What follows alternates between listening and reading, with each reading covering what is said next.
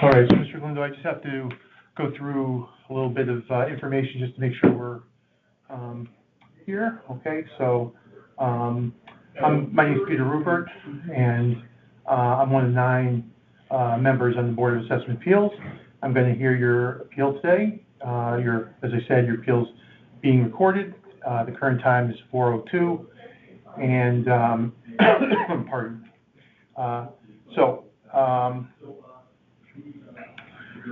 So what I want to do is I'm going to say a few things for the record here, so just correct me if any of this happens to be incorrect, all right? Sure. So this is appeal number 6, that's correct, right? Okay, the property address is 10 Knaps Park Drive, okay? And you are the owner of the property? Correct. Okay, all right. And the town valued your property, they appraised your property at $463,562. Yes. Okay, and you're asking the town to reduce your appraised value to $435,000. Is that correct? Okay. All right. Okay. So, all right. So now I'm going to confirm that you're the owner of the property, or an agent authorized to appeal on the owner's behalf, and swear you in. So please state your name for the record and whether you are the owner or agent. Sure. My name is Andres Galindo, and I'm the owner of the property. Okay, thank you. All right. Okay, and then,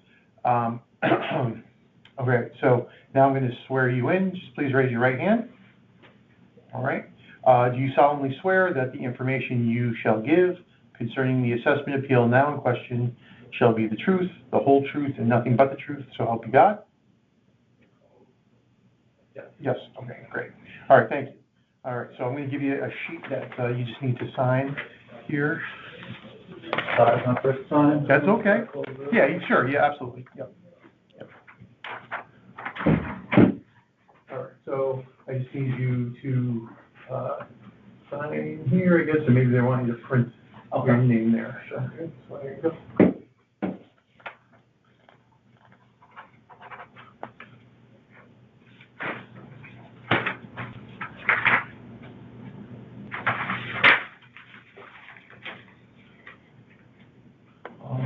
Right. Yeah, it's the second, yeah.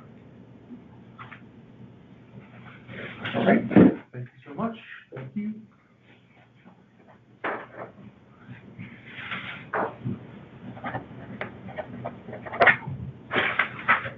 All right.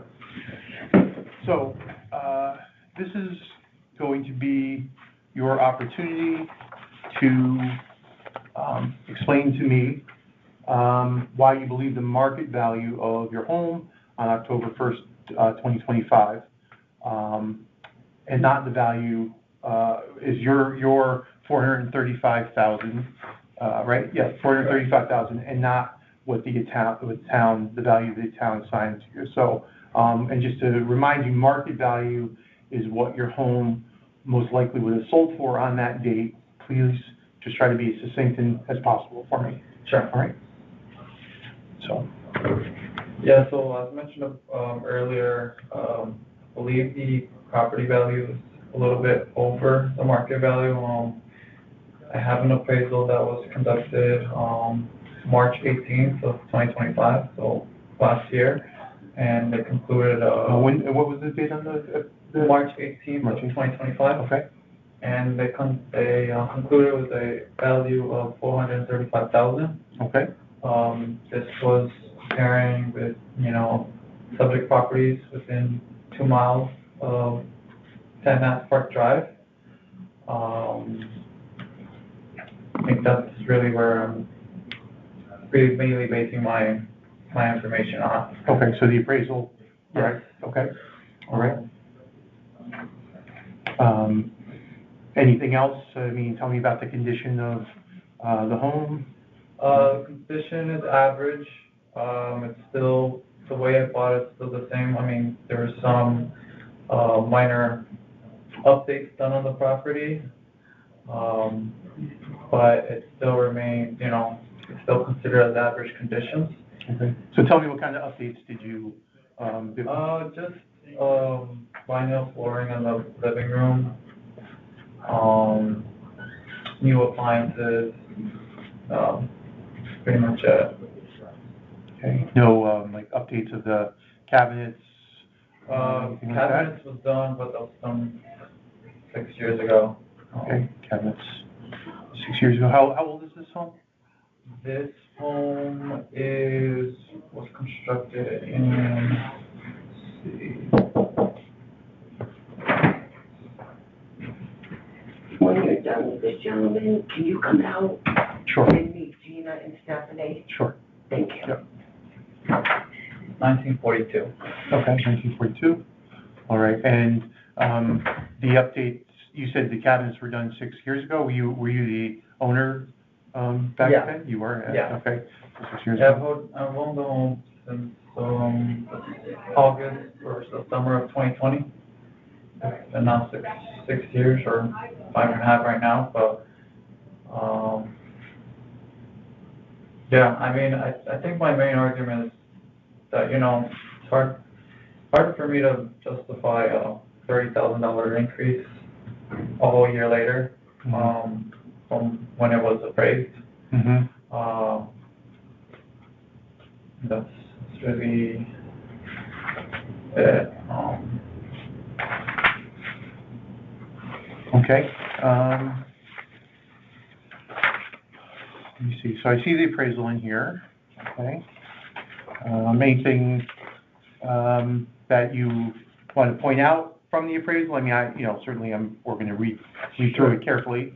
Yep. I think the biggest thing to know is that this is a half duplex, where some single family homes probably will be valued higher. Okay. So some of the comps that, for example, actually here are actually, single family dwellings. Okay. This is a property like a half duplex like this one. Okay. So some of the comps are, you said, are single family is what you said? Yeah. Yeah. Okay. All right. And half duplex.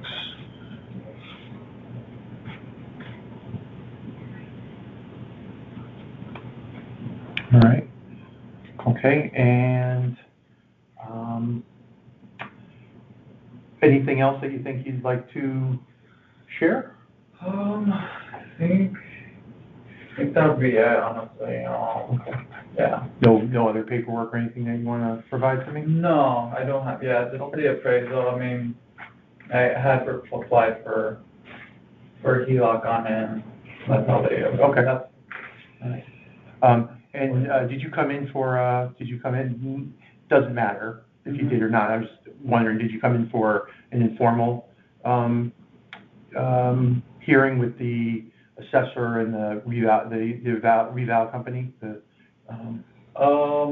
you? When you say that, do you mean like speaking to them after this, or? Yeah, so like there was a period of time right after all the notices went out for the new valuations that you could have come in and spoken. So you probably didn't, right? But you could have come in and spoken with them. And, yeah, no, I didn't know that was able to do. I just dropped this off. Well, my partner did, my girlfriend did the paperwork for me, because I work during the day, but that was really it. Okay. As far as like conversations. Okay. With the town and everything. Sure. It really doesn't matter. I just, there might be some notes about that meeting, and so I would just maybe look at that. Yeah. As some other reference, but that doesn't matter. Okay, so I just want to explain to you what our next steps are. Okay, so I'm going to eventually we have 992 appeals, so we're going to be busy and working on this for a while, but I'm going to present at some point your petition to a majority of the board at a deliberation session for consideration and vote. You'll be notified by mail of the board's decision within 7 days of that decision being made by our board, okay? If your appeal was denied, you can come back next year and appeal again, okay? If you are granted some kind of reduction, either the full amount that you've asked for or a partial amount, then you won't be able to come back for the until the next revaluation. Okay. Okay? And then, if you don't agree with our, decision, then you can take the next step, which means you can go appeal your decision in court. All right? Okay. So, and, you know, the instructions on how to appeal in court will be in the letter that's sent to you, all right, Okay. on the decision. So, if you don't have any other questions, at this time, then we can conclude the hearing. Sure. You're welcome to leave. Anything else you want to say? Yeah, I just had a question. Oh, sure, How of does- course. because I wasn't sure, how do you guys, like, come up with the town's value? I know you guys mentioned, was it based on October 2025? October 1st, 2025, and, you know, so the assessor and the reval company that's hired, you know, their job is, what they're doing is they're doing a mass appraisal, so of all the properties throughout to equalize the valuations, right? Because over the years, you know, some properties go up, some properties go down, and so, you know, they take all the information that they have, there's a lot of different formulas, and it, you know, comes up with a evaluation, which then has to be brought to the state and approved by the state, and there's a, you know, a parameter that they have to fall within to be considered, you know, valid. All right, so that's how they do it. Okay. All right. I mean, besides that, I guess the only thing was, I guess the test on this, what's good about this appraisal test is more specific to the property. Right. Versus the way, you just explained it. Sure. Which is more, it sounds like more generalized. But I think conclude the hearing from there. Okay, all right. Well, thank you very much. I appreciate you coming in, taking your time, and I am going to stop the recording right now. Just give me one. Oh, thank you so much for coming in, though. What was your name? Peter Rupert, R-U-P-T-E-R-T. Peter. Nice to meet you. All right. Why is that not stopping? Star 9, that's what it's supposed to do, star 9.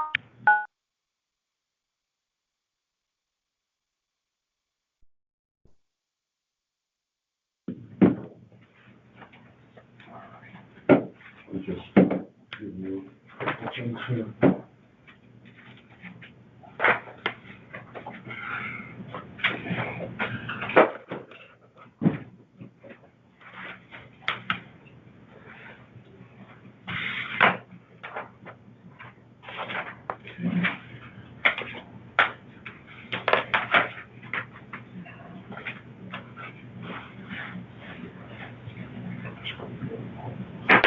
Okay, so.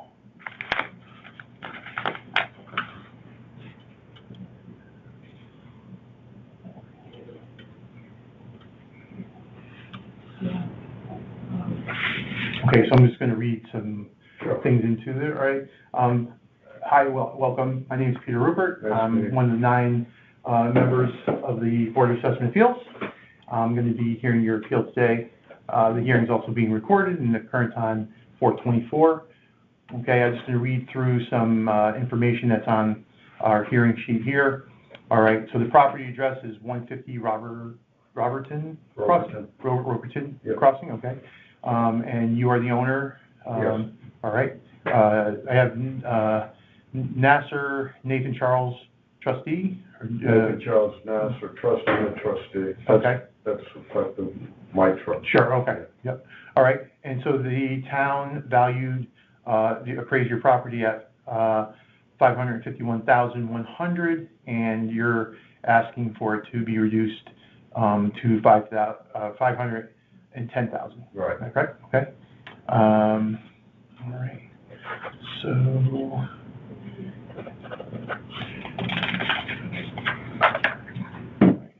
All right. So.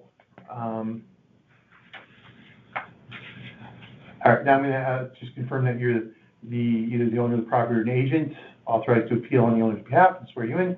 Please state your name for the record and whether you're the owner or agent. Nathan Charles Nasser, and I am the trustee of the Nathan Charles Nasser Trust, which owns the property, and so I'm the agent and owner.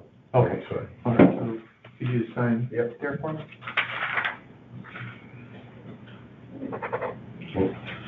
Oh, here you go. Thanks, sir.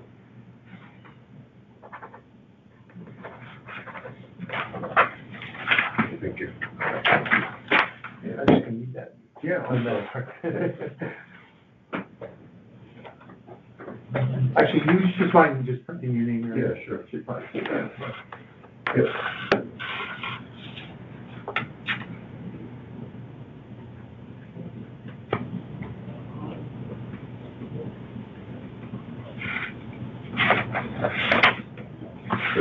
Good. Thank you very much.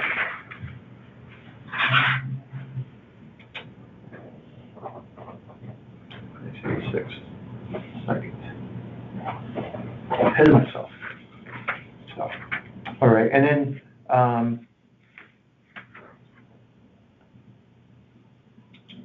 I need to swear you in, and I mean, are you, okay, so, please raise your right hand. Yep. Do you solemnly swear that the information you shall give concerning the assessment appeal now in question shall be the truth, the whole truth, and nothing but the truth, so help you God? I do. All right, thank you.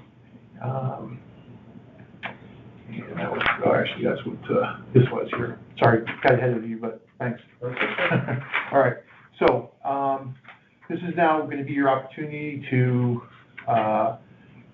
provide testimony as to why you believe the market value of your home on October 1st, 2025, was $510,000 and not the value assigned by the town. Market value is what your home most likely would have sold for on that date. Please try to be as succinct as possible. Okay, I bought the property, I think it was in April of 2025 for $510,000. The property had been lived in for a number of years by an elderly woman. She hadn't really taken care of it. It was badly degraded, and it's required a lot of work. So I don't think that as of October of 2025 that it's increased in value to the extent that the town has identified. I attached to the documents that I gave you a couple of others that I have looked at, and they were in much better condition. And so those properties went for a little bit higher, $525, but I don't think mine, the property that I purchased, is as valuable as those. And so I think, again, having purchased it at the top of the market, I think I paid pretty high for it, and I don't think it's worth the number that the town has assessed it as. Okay. So what kind of work, you said it required lots of work, so what kind of work is? I can tell you right now that the heating unit is from the day it was built, I think 1985 or in that area. Same thing with the air conditioning. I mean, those units are barely functioning. There were numerous pock marks in the walls, numerous pock marks and stains and streaks and holes in the floor. The bathroom was hardly, it wasn't working. I mean, the water wasn't working that great. Took a long time for water to go down the drain. The toilets were old. I can keep going on and on, but I'm trying to give you a feel for it as opposed to hit you with it. Okay. And did you provide any pictures in your, No, Okay. no. Right. I didn't realize that the assessment was gonna be, this year. Yeah. And so we started to do some work on it. So. Yeah, okay. So, I mean, so you're telling me that, it's in some state of disrepair, based on, the history? Can I mention two other things? Oh, sure, of course, yeah. I forgot to tell you, but they're important, like the basements in those units are pretty much done. Okay. Mine is very rough, Okay. very rough, so. Is it considered finished by the town? I mean, I could look on the. I don't think it's considered finished. Okay.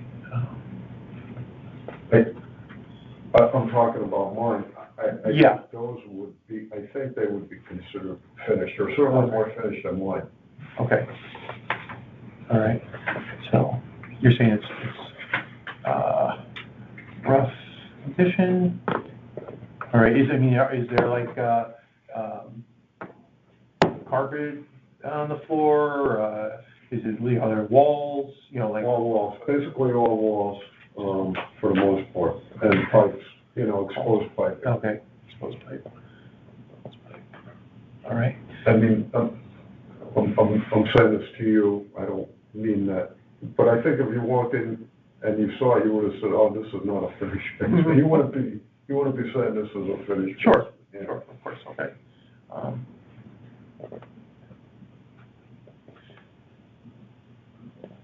right, and you said there were two things, so that was one, about the basement, or was there something else? No, Just the basement? yeah. Okay, all right. I just want to make sure I Okay. didn't forget. Sure, that. yeah, no, thanks. All right, anything else that you would like to discuss, share? No, I don't think so. I know, I already kind of mentioned this, but I'll say again, I'm pretty certain I'm gonna have to buy a new air conditioning unit for this summer. I'm pretty certain. That's what my HVAC guy says, maybe you'll get one more summer out of it, but you're not getting a lot from it, so. Oh, what year, did you say what year it was built? I think it was built in '85. Built in 85? Around that time period. Okay. It may be '83. Oh, you did say it's from the original Yeah. heating stuff, okay, Yeah. 1985. Okay, and this does not matter at all, I'm Yeah. just asking, did you go to the informal hearing, process? No, unfortunately, I was away during that time period, and by the time I got back, and I tried to call, and they said, no, you were too late. So that's why I just. Yeah, I wish they had actually extended it. Yeah. Because it was very rushed. Time, Yeah. yeah. I mean, I'm not criticizing, but it was kind of like the end, December. Yeah, no, it was, yeah. Yeah, no, Yeah. things were a little bit, late Right. getting done out there, so, okay. All right, so I'll just give you let you know how this Yeah. works. Have you been through this process before? No, this is my first Okay, time. all right, so, I'm going to present your petition to a majority of the board Yep. at a deliberation session for consideration and vote. So I just need to understand, we have 992 Yeah. appeals, so it could be a long time before Yeah. we actually get to I get it. your appeal. But you'll be notified by mail of the board's decision within 7 days of the decision. If your appeal was denied, you can come back next year, all right? Okay. If you were granted a reduction in full down to $510,000 or just a part of that, then you won't be able to come back at any point until the next revaluation, okay? And then if you disagree with the board's decision, then you can take the next step, which is you could go to court and appeal your decision in court, and there'll be instructions on how to do that Yep. in your decision letter, okay? Yeah. If you don't have any other questions at this time, we can conclude the hearing and you can leave, all right? I'm good. Well, all right, thank you so much for your time. Thanks, sir. Appreciate it. Okay, thank you. That was pretty fast. Yeah, not bad, right? I mean, I knew people in there were saying, oh, it's 4 o'clock, it's 4 o'clock. Yeah. So when you called me, I was kind of like surprised, Yeah. Yeah. but I know a lot of things are going on, so. All right, so, thanks so much. Have a good night. Take care, have a good day. Thank you.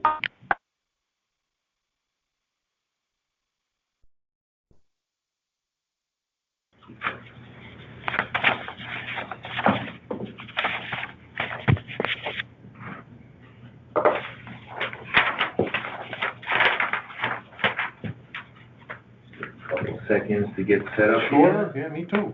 All right.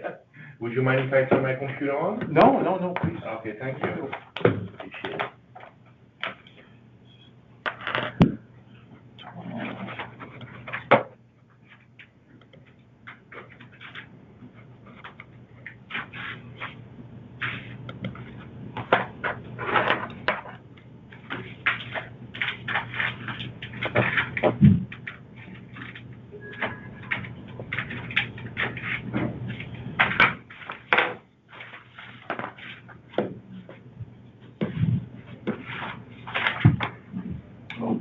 All right, let me know when you're ready. 2 seconds to get set up over here.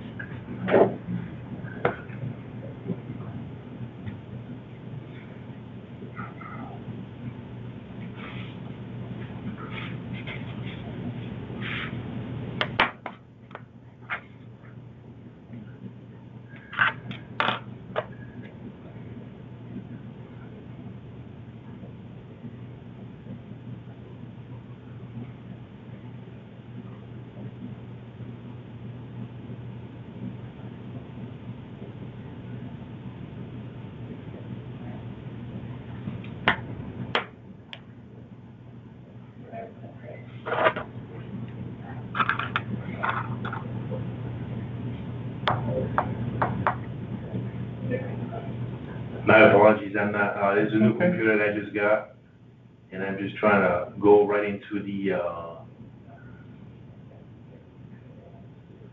area where it has that USB thing. Mhm. You would think it would just pop up automatically, but sure enough.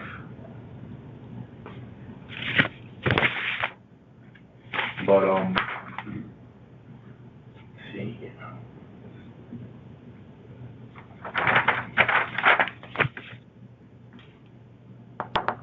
And maybe you can help me out, if that's okay with you. Would you be able to just go right to where the, that USB is?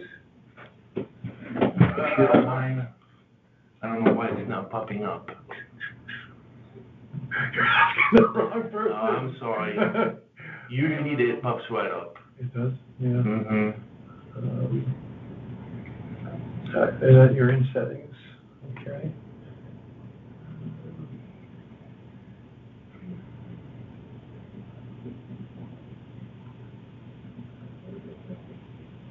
If not, I'll try to put it. I mean, maybe here, if you go to File, and then maybe it will Yeah. pop up on. Yeah, let's try that, Should be under the USB thing. Right here. Okay. I don't know if that's what you're looking for. Yes, absolutely. Thank you very much. Sure, you're welcome. See that? Let's see if we have something here. Okay. All right, that's it, okay. So, Okay, can I just need to do a couple things before we get there. Go All right. ahead, go ahead. So,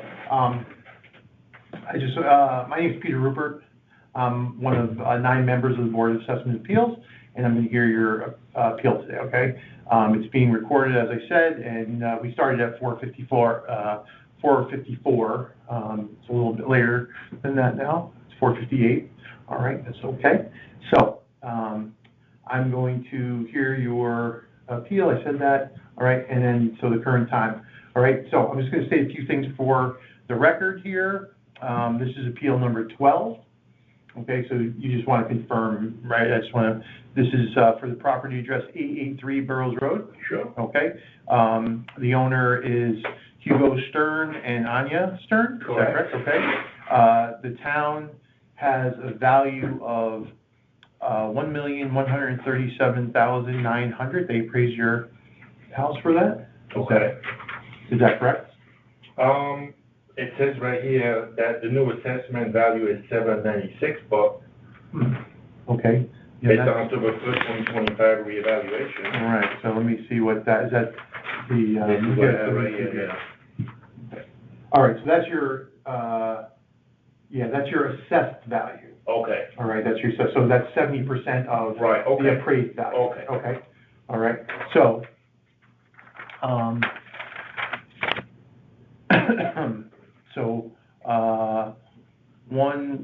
let me just take a look here quickly. I just want to make sure we're All right, so so I just need to correct that. So on your application, you did put that the town value was 796,530, right? But Okay, that's that's saying right. that's the assessed value. Oh, okay. Okay, all right. But you're saying that your opinion of the value is actually 500,000? Yes, that's correct. Okay, all right, so, and now, this is sorry, that's not for you. I just want to go through. Okay. All right, so now I just am going to, I just went through all that. Now I want to just confirm, you as the owner and swearing you in, okay? Sure. So, I'm going to confirm that you are the owner of the property or an agent authorized to appeal on the owner's behalf and swear you in. Please state your name for the record and whether you are the owner or the agent. Okay, Hugo Stern, I'm the owner of this property. Okay, thanks. All right, so if you would do me a favor, Mm-hmm. actually, we're gonna hold on before you do that. Now I'm gonna swear you in, okay? So please raise your right hand. All right, do you solemnly swear that the information you shall give concerning the assessment appeal now in question shall be the truth, the whole truth, and nothing but the truth, so help you God? I do. Okay, all right, thank you. All right, so what I'm gonna do is I'm gonna do this, statement here, okay? And this is just your signature, and if you would just print your name down there, please. Sure. Okay.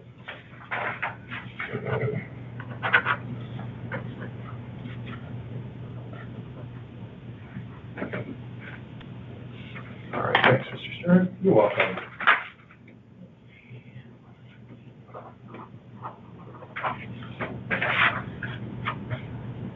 All right. All right, so now this is your opportunity to provide testimony as to why you believe the market value of your home on October 1st, 2025 was 500,000. Correct. And not the value assigned by the town, all right? As I said, the value, the town's value is 1,137,900, okay? That's the value. That's the appraised value, yeah. The That's appraised what, value. that's what the house would sell for, Okay, you know, Right. at market value, okay? Okay. That's what I was saying, all right?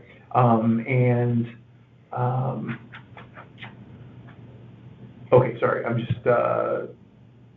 so that's the value assigned by the town. Market value is what your home most likely would have sold for on the date, October 1st, 2025, and just try to be as succinct as possible, okay? Mhm, So mhm. go ahead and let me know. okay.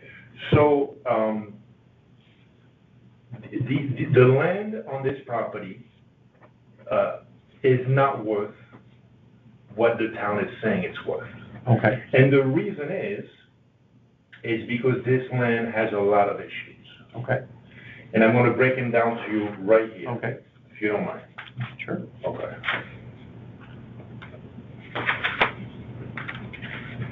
Would you mind if I step a little bit right here? No, Or just, I don't no, go wanna right invade ahead. your space or anything No, like that? go right ahead, go right ahead. So, this is something that I got from the town of Fairfield through engineering, Okay, planning and zoning, all right. okay? And, So this is it, let me just see. this is a proposal, approved by the town planning and zoning. This was done by, engineering and surveyors, 1301 Wood Ave, Bridgeport, Connecticut. And the date was probably right before these properties were built. And I would say, I think our property goes back to January 1979. Says 1970. Okay. Having trouble getting in on the phone. You're having trouble getting in? Yeah, I've forgotten exactly how to do it. All right. The instructions aren't really clear. Yeah, sure. Can you just give me Of 1 course, second? you take Let your me, time. all right, yeah, sorry about that. That's okay, no worries.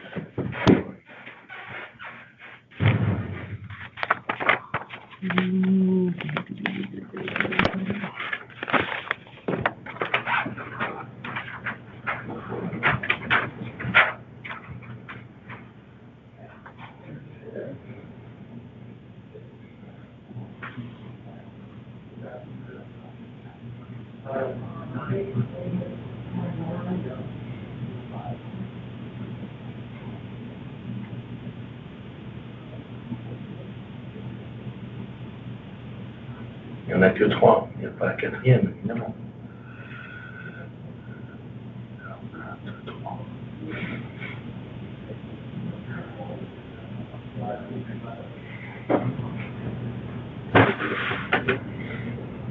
This is right here. Assessed.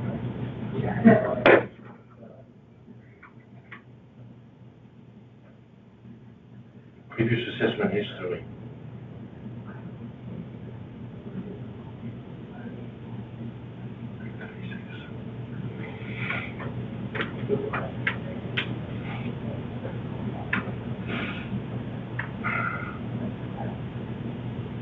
It's the same thing. Current assessment, previous assessment.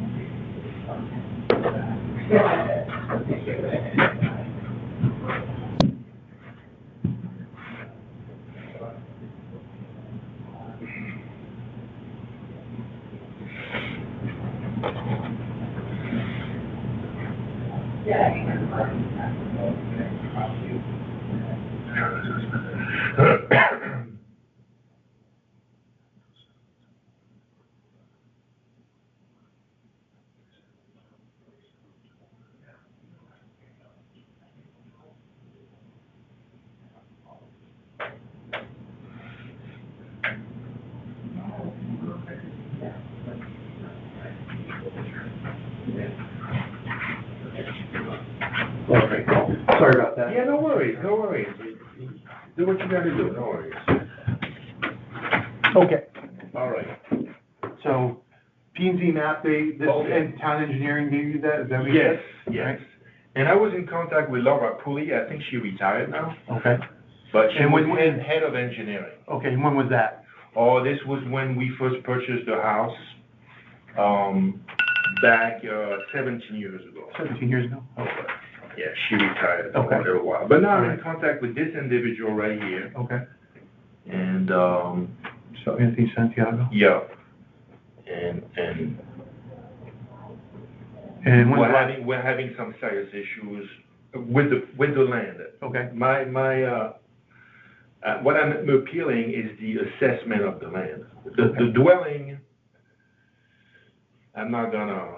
dwelling is fine. okay, It's the land. And real quick, as you can see right here, it was previously assessed at 272. right, so that's the assessed value, right? Right. So we want to look up here, Right. the previous, Right? This is previous 272,440, okay, and now it's being assessed at 536,340. So it's almost $300,000 more for the land alone, okay. for the land alone. I could see if there was gold on the land, but there's none of that. Okay. If you want to make a copy of it, you. No, I you have have it. it. Thank you very Okay, much. so I'm gonna break it down to you real quick because I don't want to Okay. take too much of your time. Okay, so when the engineers first designed this,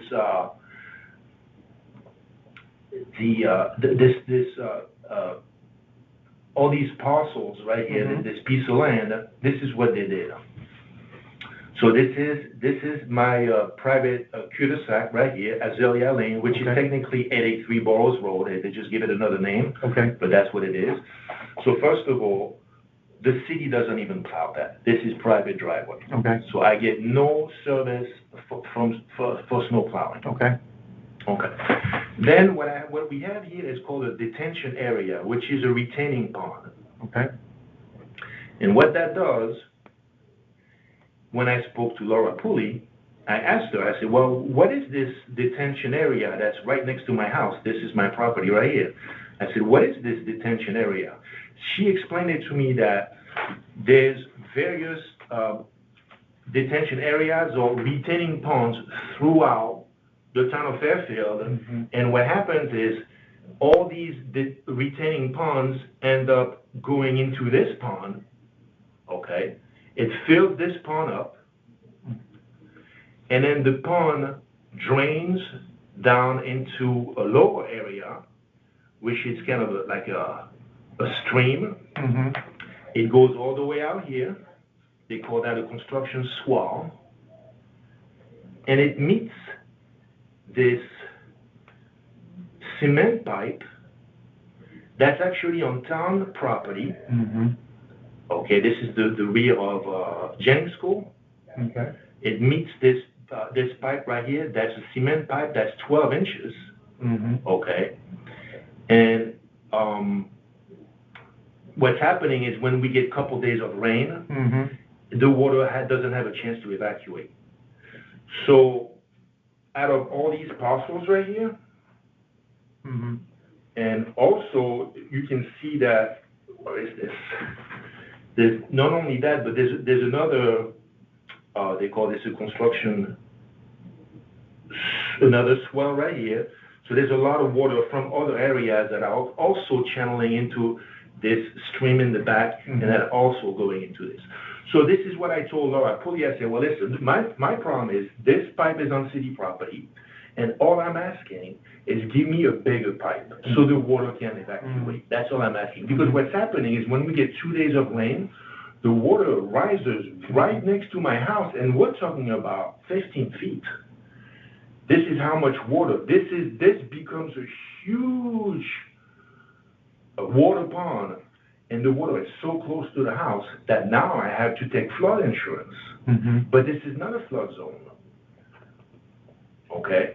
So I spoke to this engineer right here at the town of Fairfield. Yep. And I told him, I said, do me a favor. I checked the pipe myself. It's not obstructed. It's fine. But what it needs to be bigger. So maybe 18 inches. So that the water can evacuate and go into the school, because that's what it is. It's all swamp land that goes into the school. Then we wouldn't have this issue, because my house is going to get flooded. And then, you know, how many times, so every time I talk to this guy, he gives me the runaround. Well, you know, right now there's leaves, we're going to wait for leaves to go down. Then he goes, well, right now there's snow, and we're going to wait for the snow to melt. And because it's on the other side, and you have to jump a fence to take a look at it, and I have photos, I can show you the photos. Okay, he's always like, you know, he's giving me a runaround, and I can tell that he's not really interested in doing anything. Okay, when's the last time you spoke with him? A few months ago. A few months ago. He was telling me we're gonna wait for leaves to drop, Okay. and the next thing you know, there's snow, and the next thing you know, leaves are back up, and this is going on for 2 years. This guy's giving me the runaround for 2 years, and I don't want to be like, well, you know, let me talk to your supervisor. I want to get an attorney. I don't want to do that. Mm-hmm. I'm trying to have the town help me out with this problem that I'm having with this land. It's a major problem, because what's happening is, you know, I wanted to build a detached garage right here, right? And of course I can't because of this detention area. I can't put anything near that because of this. Okay. And all this is swamp back there. God knows I can't put anything else back there. So I'm an injured party, okay, when it comes to that. And this is not even me. This is the town of Fairfield that has all these catch basins everywhere that are filling this thing up, and it goes right into this area here, and then right into this. And because it can't evacuate all this water all the way, and I'm the closest house. All the other houses are higher. But I'm the lowest with this guy right here. And I've seen the water coming up to the edge of the house like 15, 20 feet. And I say, if that hits the house in my basement, I'm losing my house. So 15 feet away? Yeah, it's coming up right here, about 15 feet away from the house. Let's say we get another half a day of rain, I get flooded, and I lose the house.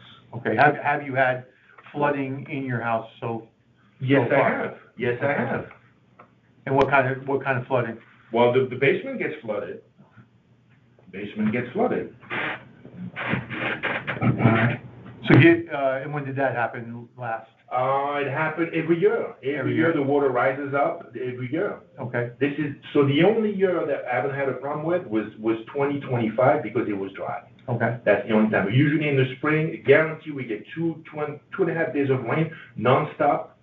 It just can't go through. Sure. And what kind of, like, when you say flooding, tell me, what does that look like? Like, how much in your basement? Yeah, the Like- water gets in my, I don't have a sub pump, the water gets in my basement, I gotta get towels, I gotta get all that stuff to dry up the basement, put fans, Okay, and it's just not fair to me. sure. You know, we like the property, but it's just, listen, this has been a problem from day one that I'm trying to resolve, and the town of Fairfield's like, yeah, we'll look into it. Santiago, go ahead. I'm just gonna come across it. Okay, sure, yep. Okay. So you can visualize it, and you know what, if you wanna keep one of these, I made one for you.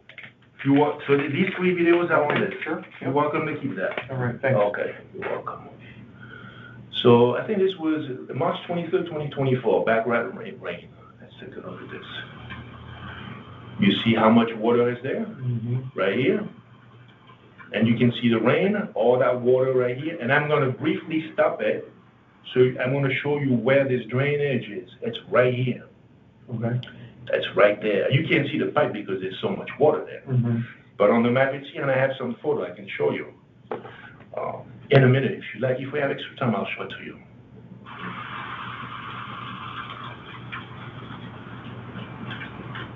Okay, so that's one. Let's see.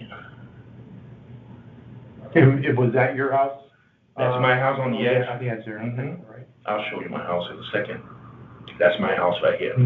Okay, that's the neighbor's house. You see how higher they are? Yep, yep. They're much higher. And look how much water is there. Yeah. And this is actually not the worst. It's been worse than this. And same thing, you can see it's just not evacuating. Yeah. It's right there. And that's Jennings School? That's Jennings Schools in the back, yeah. All that water goes down there. I don't know where it goes after that. And I have one more.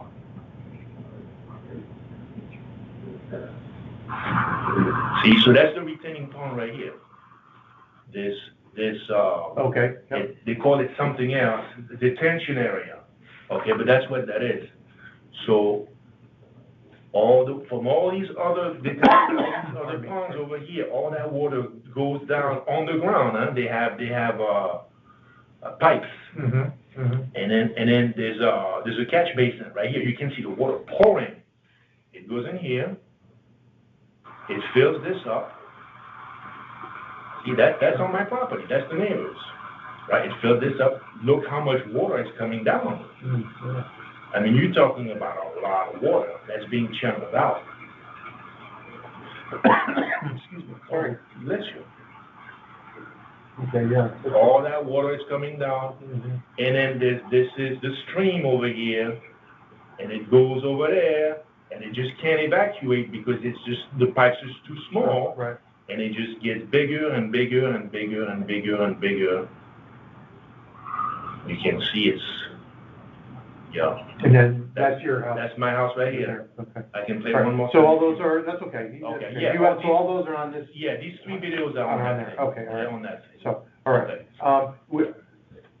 So, You can hold on to this as long as I can get it back. yeah, I think that would probably be better, just Yeah. to be able to have it, Yeah, you yeah, know. yeah, yeah. And the town can decide if, you know, Yeah. whether. I'll let you have it, and then Pardon. I'm gonna try to see, of course, try to see there's something else that's important here. Because this is just like, I've been trying to have the town change that pipe for so many years, and this may be my opportunity. These are cross sections of that detention area. So this is the road, it's going down Azalea Lanes right here. Okay, and you can see all that water right here. Going right into the detention area, and this was built. Yeah. And of course, when I asked Laura Pulley, well, how can I get rid of this? Or you can't touch that. You can't touch that. Yeah. This is part of the town's design, and this is all the water's being channeled out. I said, but that's my. Okay, so actually, so this says Town of Fairfield Woods School, so is Yeah. that Fairfield Woods, not Jennings, right? Fairfield Woods would be right here. Okay, yeah. Yeah, that's Okay. right. That's like the back of the building that we were looking Right, at, so right, yeah. when I told him, I told Laura, I said, well, I'm paying taxes on this area right here that I can't even control, and Yeah. so the town has a right of way on it. Yeah. okay? And so, I get it, right? Okay. And let me see, there's something else here. Maybe one last.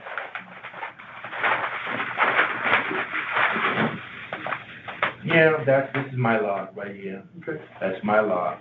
And then I think the pipe is like right here on the edge, but it's actually on town's property. Okay. Yeah, that's good. Okay, all right. I'm gonna give you the, Yeah. Okay, I'll make sure that it gets back to you. thank you. All right. That's for you, you have your USB. All right, here, do you want that, card back? Yeah. Sure. All right, Yeah, all 'cause right, I'm I'll gonna- take this USB. I'm trying to talk to this guy, he's not having it. So like I said, I don't have a problem with the dwelling is the dwelling, that's fine. But listen, you telling me my land jumped from 272 to 536? Yeah. That's almost 300 grand. Okay. You know, Okay. yeah. So that's that. And I really appreciate your time. Oh, yeah, no, thanks for sharing this with, so, if there's nothing else, then I'm just gonna explain the process to you, okay? Yeah, So go ahead. What we're gonna do is I'm going to present your petition to a majority of our board, Okay, at a deliberation session okay. for consideration and vote. We have 992 appeals, so Yeah. it'll be, Let me take a a little look. bit, yeah. So you'll be notified by mail of the board's decision with 7 days of that decision. Okay. Right, not of today, Yeah. when we make that decision. Of course. If your appeal, is denied, then you can come back next year and appeal again. Okay, And if you were granted if you are granted a reduction, okay, down to what your value that you requested or some other value, okay. then you won't be able to come back until the next revaluation Oh, I see. in 5 years, okay? Okay, that's So, fine. just to let you, and then if you're not satisfied with the decision that's been made, Yeah, you can actually take the next step and go to appeal your decision in court. okay, And, you'll have instructions in your decision letter that tells you Okay. how to do that, okay? okay. So, if you don't have any, further questions, then we can conclude and, That's fine, okay? thank you. All right, well, I thanks. really appreciate your Yeah, time, thank yeah. you very much. Appreciate you coming in. Yeah. All right. And I thank you will- for your help with that USB, Oh, because sure, you know what yeah. I mean, there's always something. Yeah, All right. okay. Because I've been wanting to put a 2-car garage, like a detached garage, they're like, nope, you can't be near the detention area. Like, okay, well, that's not good. Oops, sorry. Yeah.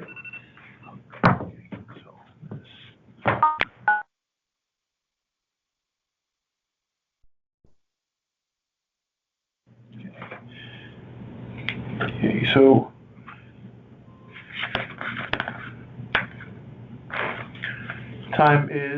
This is appeal number 23, and the hearing time is 5:27. Okay.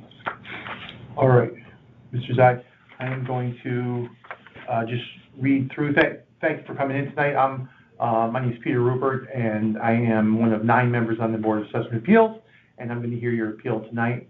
As I said, it's being recorded.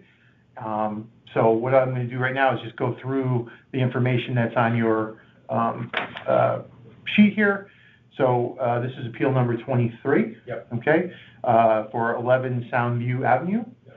Okay, the owner is, Zai Yuja, or, I'm sorry, Yuja Zai Yep. and Yuzing. Yep. Okay. The town appraised your property at $871,700. Okay, and then you were asking, the town to reduce that value to $559,000. Is that correct? Yeah. Okay. Okay. All right,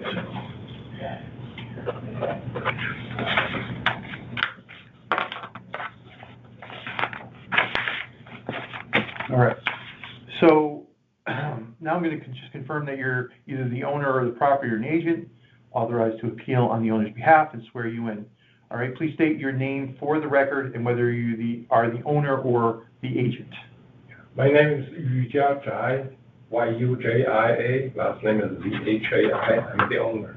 Okay, thank you. All right, and then I just need you to raise your right hand, and I'm going to swear you in, please. All right, do you solemnly swear that the information you shall give concerning the assessment appeal now in question shall be the truth, the whole truth, and nothing but the truth, so help you God? Yes, I do. Okay, great, thank you so much. So what I need you to do here is just to sign here and just print your name there, please. Okay.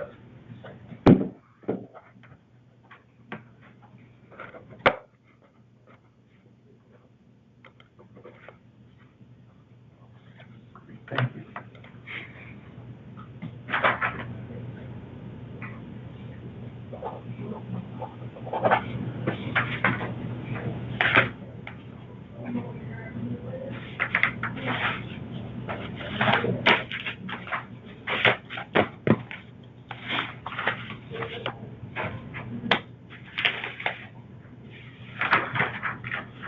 All right, so now this is going to be your opportunity to provide testimony as to why you believe the market value of your home on October 1st, 2025 was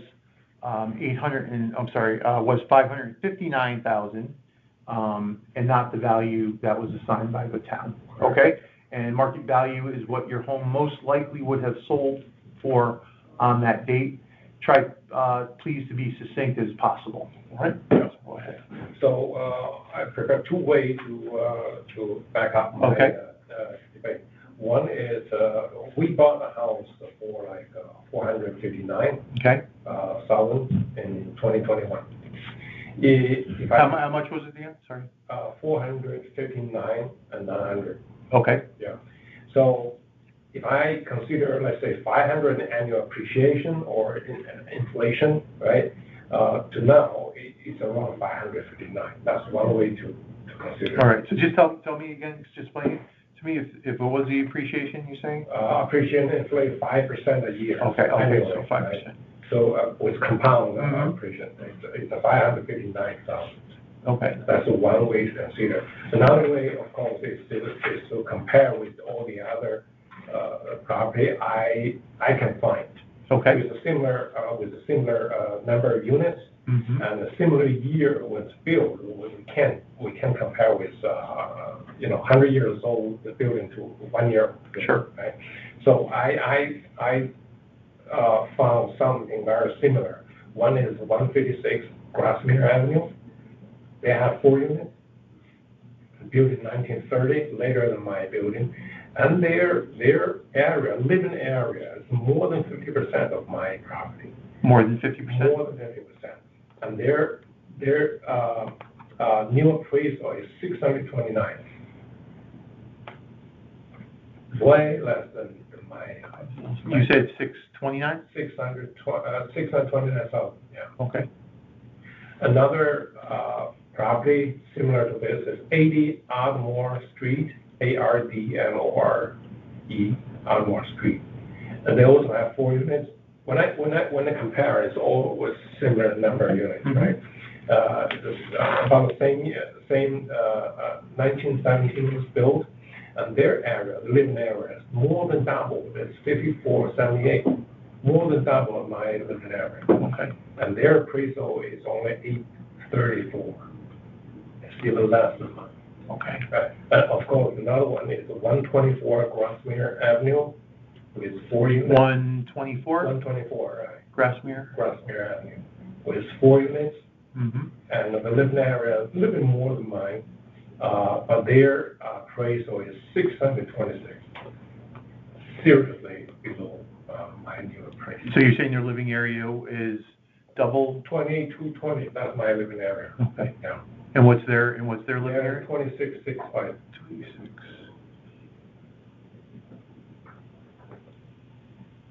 Okay. Yeah.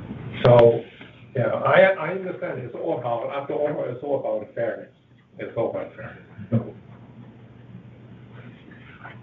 Okay. All right. Anything else that you want to share? well, that's the homework I did. Okay, all right. Is that in your file? In the file. It's in the file. I'm not sure I submitted it. Everything, okay, great. All right, then. Okay, yeah. How about that last, let me just see, Jerry. I have Oh, yeah, it's right here. Okay, got your comment. Yep. Mhm. Okay, all right. So, let me, if you don't have anything else to discuss, let me just explain what our next steps are, okay? So, I appreciate you coming in tonight. I'm going to be presenting your petition to a majority of our board at a deliberation session for consideration and vote. Right now, we have 992 appeals, so it could take a while to deliberate yours, all right? But when we do, you'll be notified by mail of our decision within 7 days of that decision. If your appeal is denied, you can come back and appeal again next year. If your appeal is approved for your asking amount, the $559, or something less than that, then you would not be able to come back for another until the next revaluation, okay? And then if you're not satisfied with our decision, you can appeal your decision to a court, all right? And then there'll be instructions on how to appeal in court in the decision letter that's sent to you, okay? All right. If you don't have any other questions, we can finish up the hearing. Okay. Okay? Yep. All right, thank you so much for coming in, I really appreciate it. I have another two in queue. Oh, you do? Yeah. Are you, okay, so are you the next, Yeah. they're right in line? Okay, I didn't even look. Okay, so let me get this one set up, and I'm going to just pause our tape for a second, or our recording.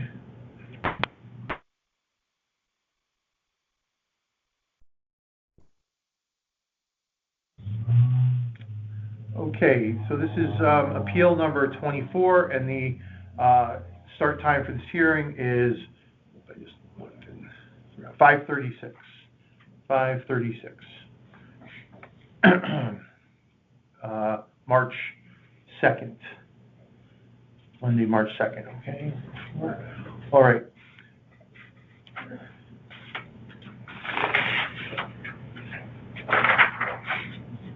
All right, so this is Peter Rupert. I'm here with Mr. Zai, and we are going to go through the information that we have for this appeal. So this is appeal number 24. All right, it's 155 Vesper Street. The owners are Yuja Zai and Yu Zing. The town has appraised this property at $750,900. The appellant is asking for a reduction to $600,000. All right, so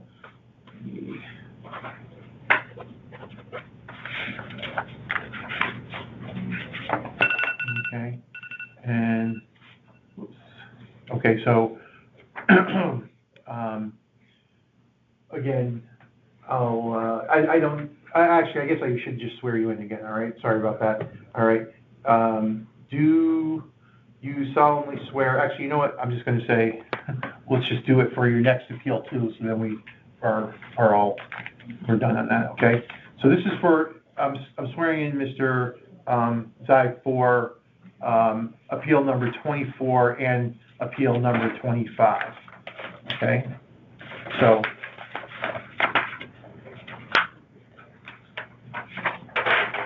all right, so if you raise your right hand, you solemnly swear that the information you shall give concerning the assessment appeal now in question, number 24 and number 25, shall be the truth, the whole truth, and nothing but the truth, so help you God.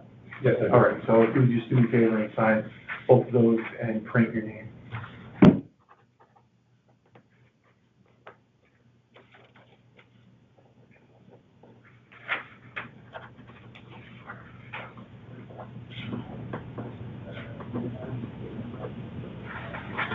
Thanks so much.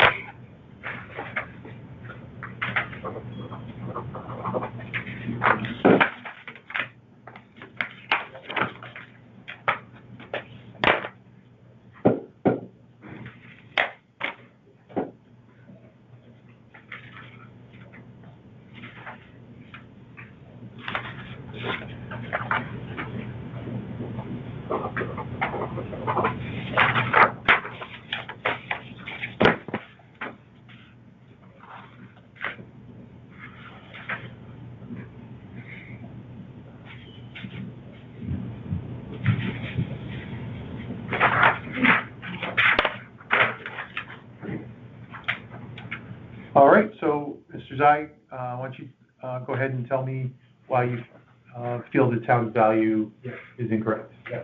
So I searched and found 5 other property with a similar character, let's say. They all have same number of units, 3 units, with a similar year was been built in before 1920. Okay. It's all within that range. So one of them is 166 Grassmere Avenue Mm-hmm. with 3 units, with similar living area, 2552, right? Same land area. Their appraisal is 690. Mine is 750. Okay, so 690, 690. and, okay, versus, you said 750. But my Nine. appraisal is 750 now. Pardon me. The second property is 186 Grassmere Avenue. Same, 3 units, area 2392. Land area the same, 5,000, and their appraisal is 725. 725? 725, yeah. Okay. Now, our third property is 2029 Kings Highway.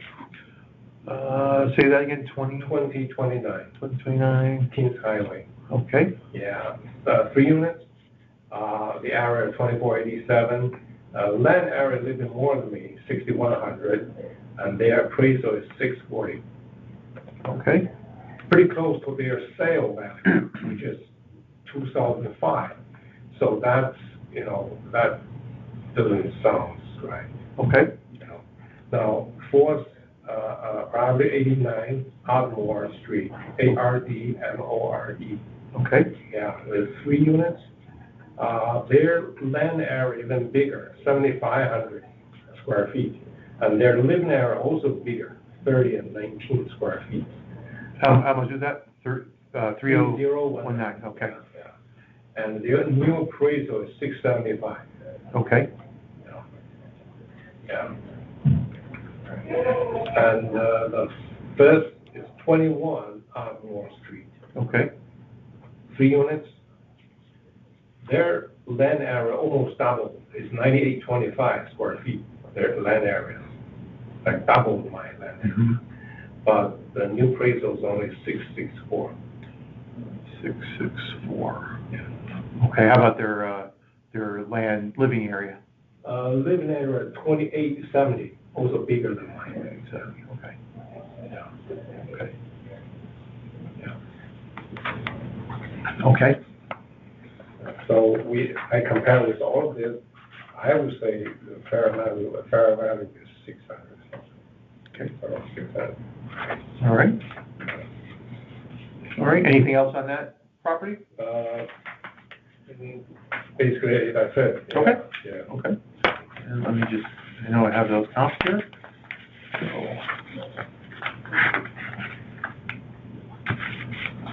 All right, yep, great.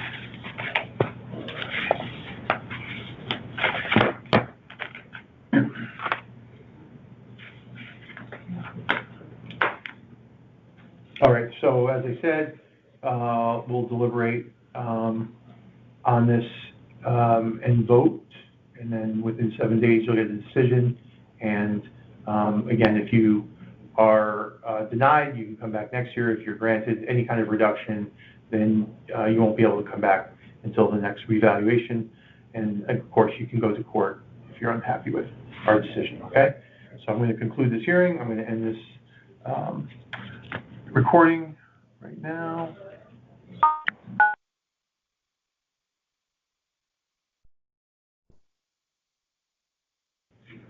Okay, so I'm here for appeal number 25 with Mr.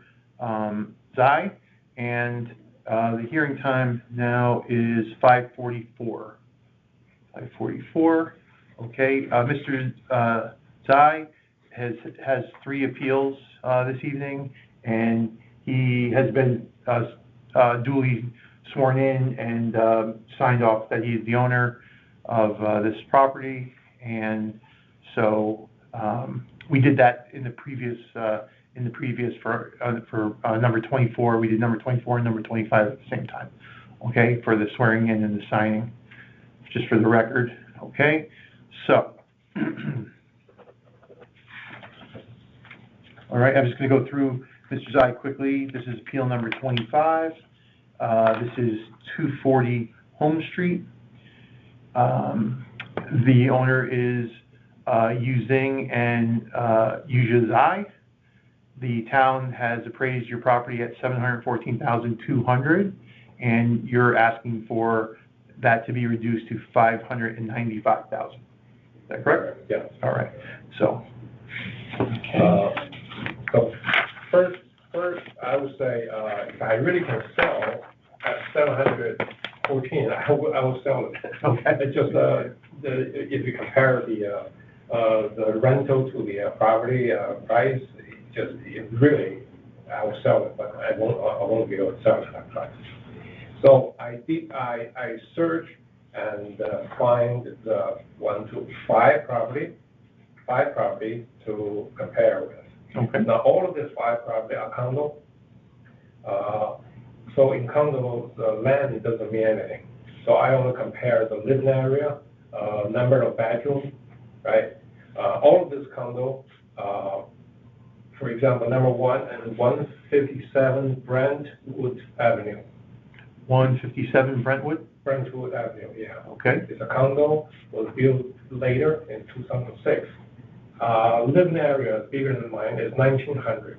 Okay. Mine is 1748. Okay. Yeah, 3 bedroom, the appraisal is 580. Okay, so 580 versus the 714. Yeah. Okay. The second property is 145 Brentwood Avenue. Same condo, and living area of 1584, a little bit less than mine, but their appraisal is 530. Okay. Again, same number of three bedrooms, same number of bedrooms. Okay. The third one is 118 Berwick Avenue, Berwick. Okay. This condo is built much later, 2021, 20 years later. And living area 1800, and 3 bedroom. Their appraisal is 594. Okay. Yeah. Fourth property is 245 Unquowa Road, Unquowa. Okay. Unquowa Road, number 112. It's a condo. Hold on a second. So Unit number 112. Oh, unit number Yeah. 112. Yeah. Okay. All right. It's a condo, also 3 bedroom. Mhm. Living area 1650. The new appraisal 680. Okay. Okay. Now the last one is 245 Unquowa Road. This is number 11. Okay. This condo. Unit 11 or 111? Number 11. 11. Yeah. Okay.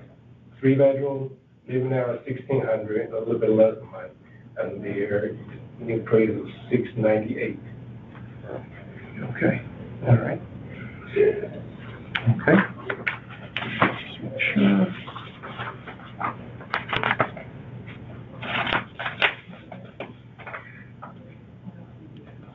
All right. Is there anything else you want to add? No, that's No? it. Okay. All right.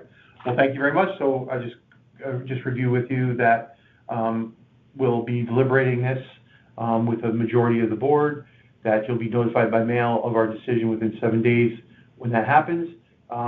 If your appeal is denied, you can come back next year. If you're granted a reduction of any amount, then you would not be able to come back for the next, until the next revaluation. And again, if you don't agree with the board's decision, you can take the next step and appeal your decision in court. All right, and instructions on how to do that will be included in your decision letter. If you have any more questions, we can conclude this hearing. Okay? Yeah. All of this evaluation is nothing to do with the last round of the evaluation, right? It's totally independent, am I right? Right, that is correct. That is correct, yeah. Okay. Okay? All right. All right, thank you so much. Appreciate your time.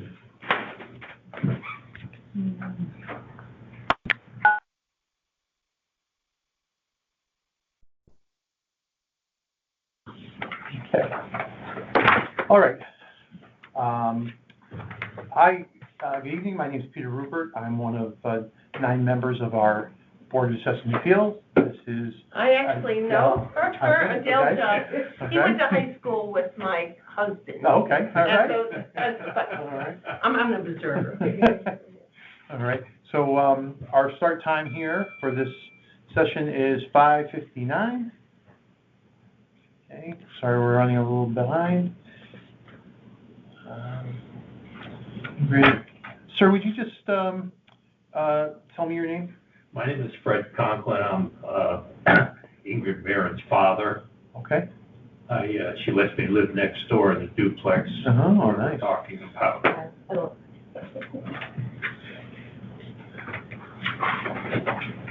right. Okay, so I'm just going to read through some of the information about your appeal, okay? You just Okay, confirm sure. that for me. This is appeal number 34, is that correct? Yes.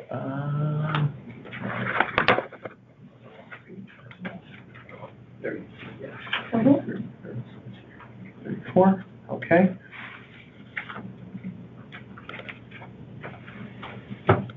All right, and it's, the property address is 221 Millard Street, That's correct. all right? And the owner of this property are Stephanie Gorton and Ingrid Barron, trustees, That's correct. okay? And the town has valued this property at $1 million, the appraised value is $1,201,327, and you're asking the, for a reduction to $1 million even, is that correct? Okay, That's correct. all right. So, all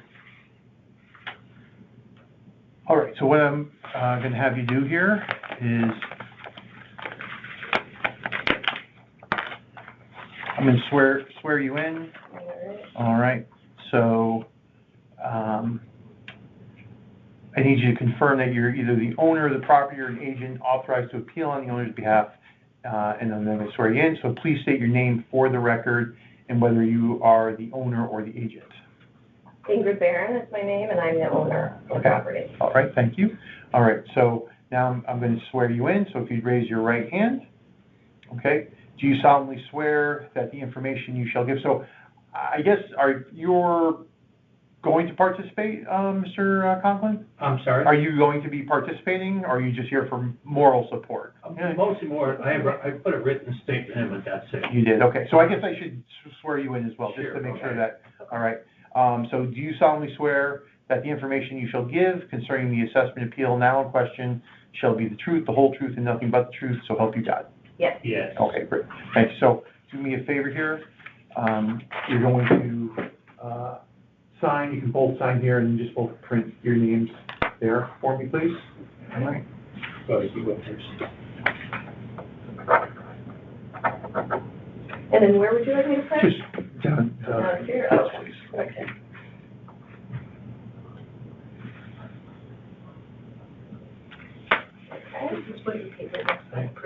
Yeah. Does he need a separate one to sign? No, you can just sign Oh, it right you over already here, and signed then, right yeah. Okay, all right, I got it.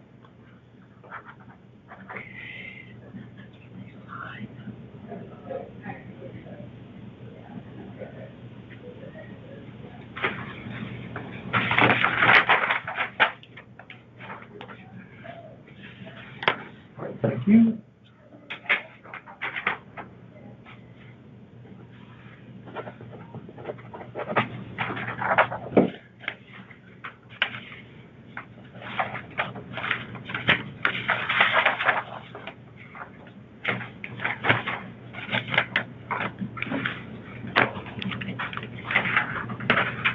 All right, so, this is going to be your opportunity now to provide testimony as to why you believe the market value of your home on October 1st, 2025 was $1 million versus what they value assigned by the town, okay? Okay. Market value is what your home most likely would have sold for on that date, and just try to be as succinct as you possible. Okay, Okay. so I'm just going to read a statement and then I'll Sure. go through everything that I've provided here. Okay. So again, thank you for the opportunity to appeal the recent assessment of my home at 221 Millard Street. Fairfield has been my home for 3 generations. I'm a graduate of Fairfield Public Schools, a current Fairfield Public Schools teacher of 12 years, and the parent of a student at Fairfield Ludlow High School. My daughter represents the 4th generation of our family to grow up and be educated in this community. In 2007, I purchased this duplex with my parents so I could raise my family in Fairfield. This multi-generational home has provided stability, particularly after I became a single mother in 2010. As a public school teacher living on a single income, I've worked hard to remain in the community I serve. Fairfield has given my family stability, safety, and an exceptional education, and I'm proud to give back as both an educator and active community member. Through my involvement with local officials and community forums over the years, I've consistently heard a shared commitment to maintaining Fairfield's affordability and ensuring that longtime residents are not priced out of the town they love. I'm asking for that commitment to be reflected in the assessment of my home. After conducting substantial research on comparable properties and market conditions, I believe the fair market value of my home is closer to $1 million, not the assessed $1.2. At the current assessment, the resulting property tax burden would make it financially unsustainable for me to remain in my home. I respectfully ask that you reconsider the assessment value in light of the evidence I'm presenting and the broader goal of keeping Fairfield accessible to longtime residents and public servants who are deeply invested in this community. Thank you. So what I have here, I also have a statement from my dad that he wanted to share. Okay. I have the copies of all the documents that I think that you guys requested, the initial reval letter, the initial application, property card.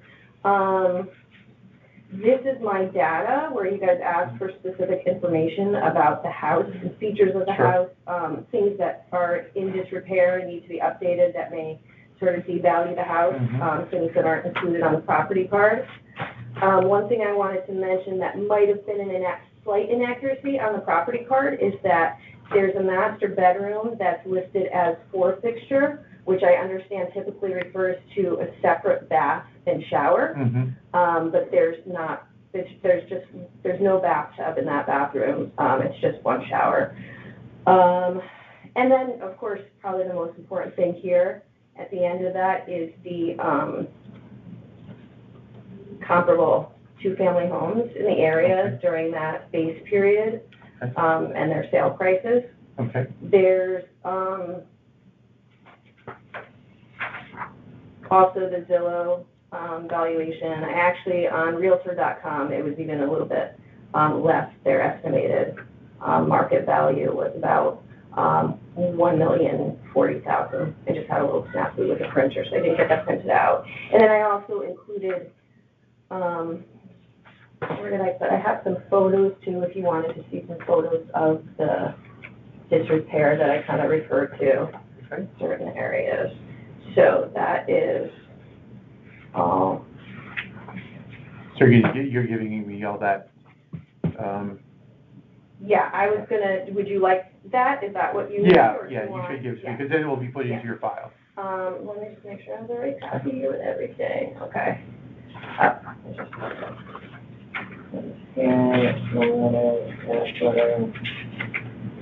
gonna, actually, could I borrow your pen? Let's see if I can actually signature on that.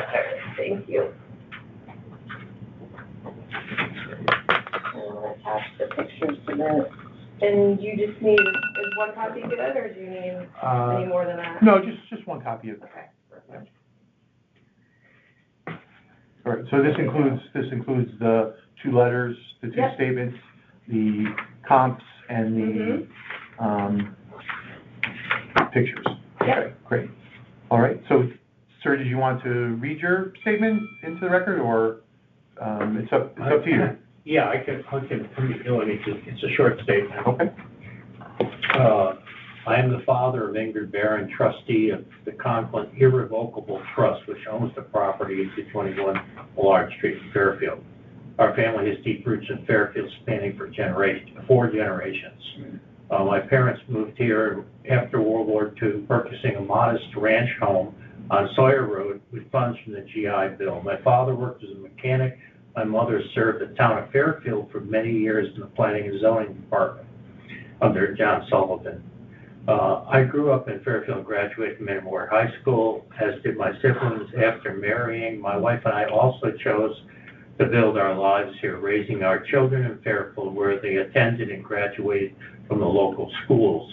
My daughter Ingrid has always wanted to remain in Fairfield and but has faced the financial challenges of home ownership here. To make that possible, we purchased a two-family home at 221 Large Street together. Now she lives there with her daughter, who attends Fairfield Ludlow High School. Fairfield is not just where we live. It is our family's home, community, and history. Ingrid is committed to remaining here long-term and continuing my family's connection to the town. Okay, thank you. Thank you. That's it. All right, okay, great, thank you. So anything else that you'd like to share? Let me think real quick. I just, do you want me to highlight like some of the, what I'll share, the last thing I'll share is just that on the comparable Okay. sales, I Mhm. listed them as per, I think, the instructions Mm-hmm, from, there's a couple at the bottom, so I included about 7, it looks like. The couple at the bottom fall just outside of that base period. okay, The first 5 are within. I put notes in terms of what was like really smack in the same neighborhood versus, the first one here really shocked me, the double the acreage, basically the same house as ours, double the acreage on 62 Spruce Street that sold for $1,065,000. And that had 4 bathrooms. We only have 3. okay. All right, and those are outside. Okay, all right. Anything? The only thing else is what's the timeline here? Sure. So, excuse me. So what will happen is I'll present your petition to majority of our board. All right. So we have 992 appeals. Yeah, I was Oh, wondering. yeah, I was of like doing the math in my head. Yeah. At 5% or something. Yeah, about yeah. Yeah. And so it's going to take us a while, right? So, but when we do get to deliberate your appeal, you will be notified by mail within 7 days of our decision. Okay. All right. And then if we deny your appeal, then you can come back next year and appeal again. Okay. Or if we provide you some relief, either the relief that you've asked for or something less than that, then you would not be able to come back and appeal until the next revaluation. And then if you're not satisfied with our decision either way, you can appeal your decision in court, and there will be instructions on how to do that. All right? Okay. So if you don't have any further questions, we can conclude, all right? Okay. All right, thank you so much for coming Thank in. you very much. All right, Nice appreciate it. seeing you again.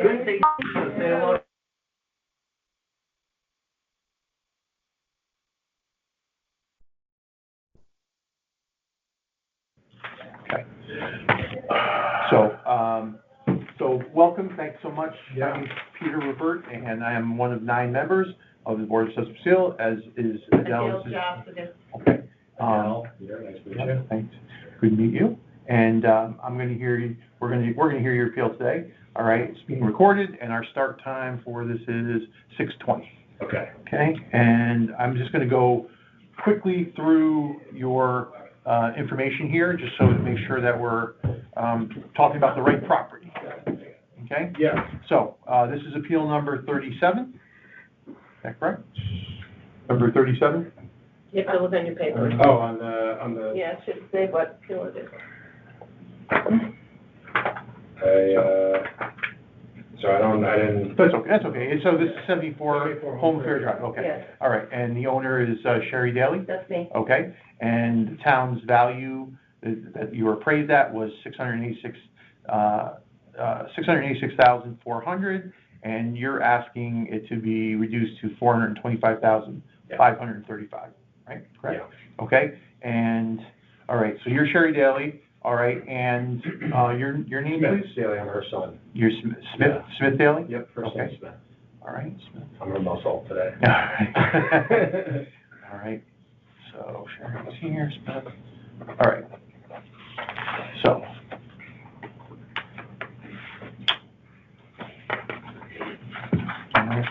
And Smith, I'm assuming you're gonna be speaking, right? So- I will. Okay, She may so, correct me on some things, but, Okay, that's generally. right, all right. So what, I just need to do is, I'm going to confirm that you are either the owner of the property or an agent authorized to appeal on the owner's behalf and swear you in. So please state your name, for the record and whether you are the owner or the agent. I'm Sherry Daly, I'm the owner, and he has the right to speak to me. Okay, sure, great. All right, so, right now I'm gonna, swear both of you in, all right? So if you raise your right hands, all right, so do you solemnly swear that the information you shall give concerning the assessment appeal now in question shall be the truth, the whole truth, and nothing but the truth, so help you God? Certainly do. Okay, so do me a favor here, just, Sherry, you can, sign here and then print underneath, and then Smith, you can sign here and just print underneath, okay?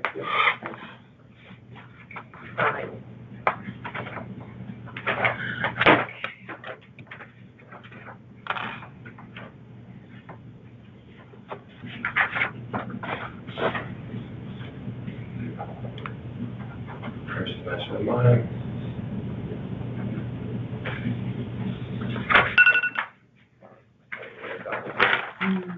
Thank you. You okay, Mo? Yes.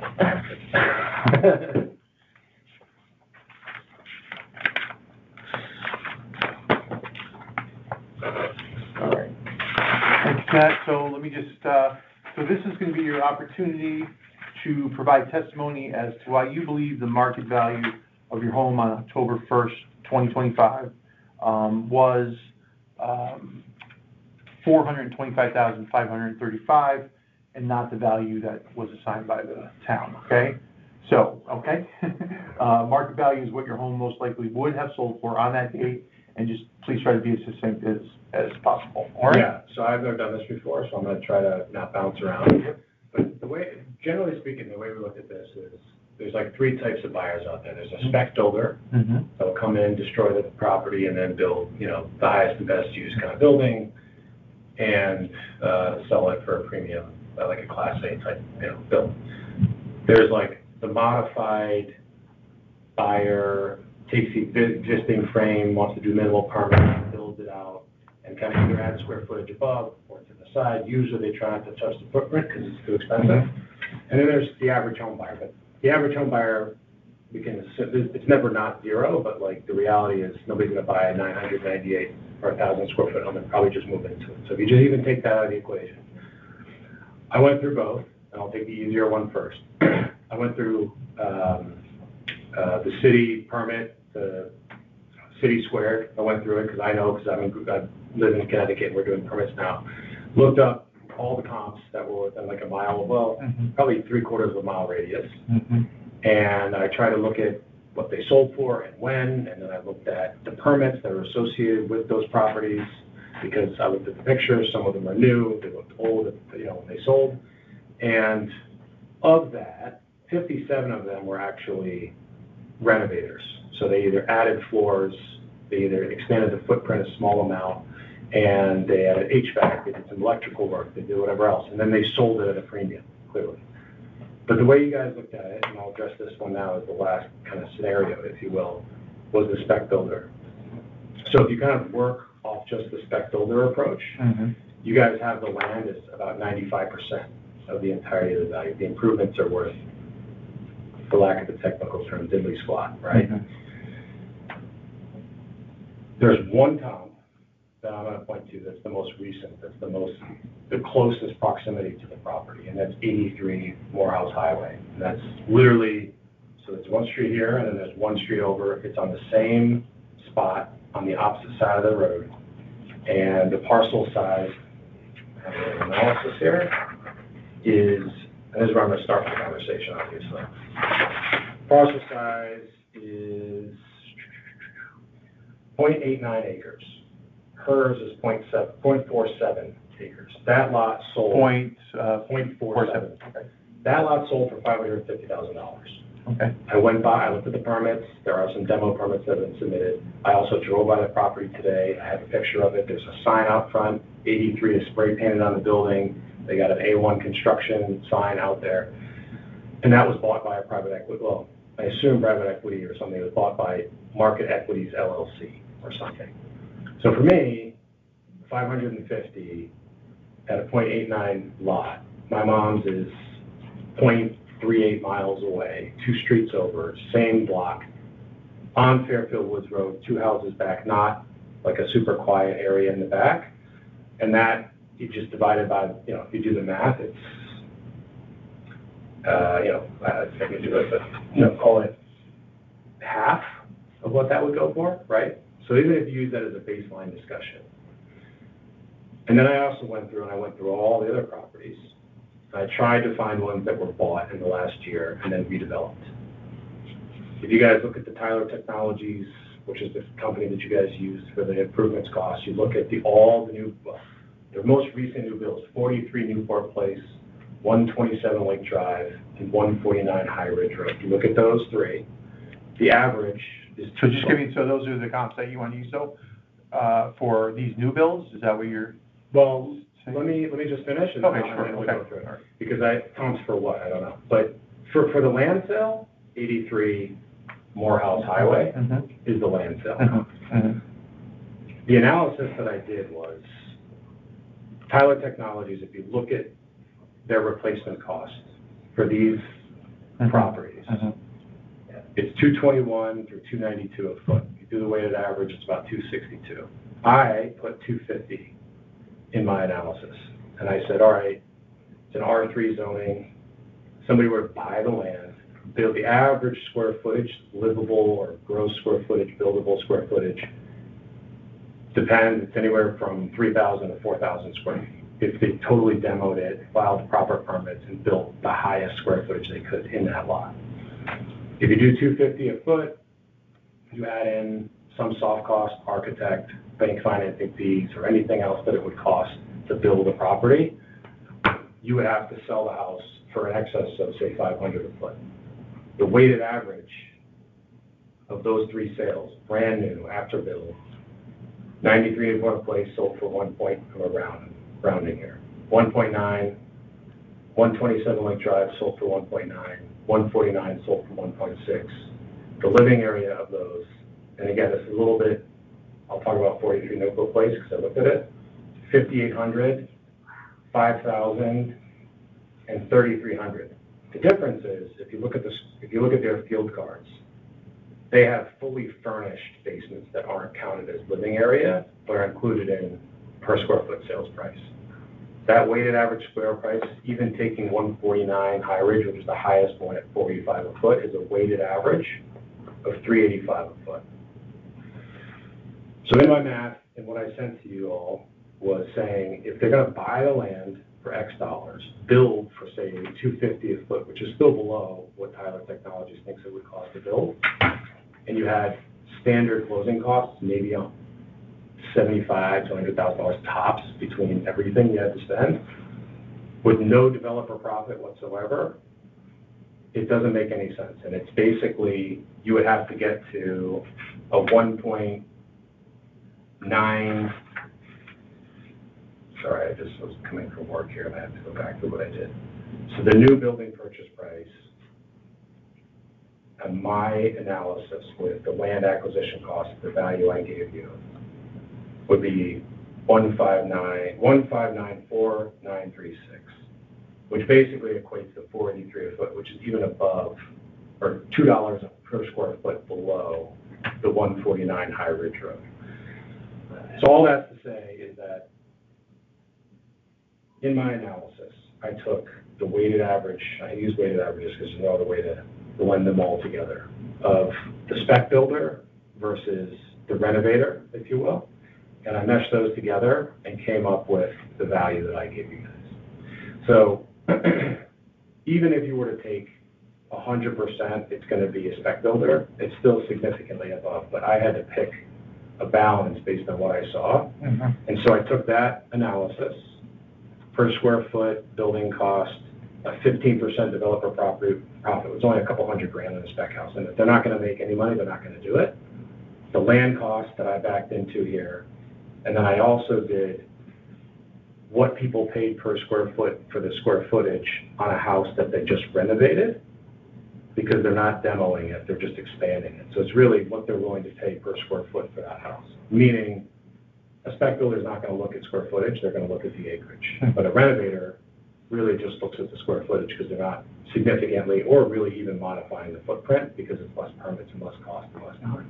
And not everybody has the resources to, do a ground-up development. So I don't know, I could bore you with more, but I got probably 3 minutes left. I don't know where you want to ask questions or whatever else. Well, certainly we can look at your information and present that, with your appeal. Yep. So that packet right there is going to be for Yeah, me? I didn't print out all the below because I didn't want to give you guys a physical document. So I gave you guys the original letter.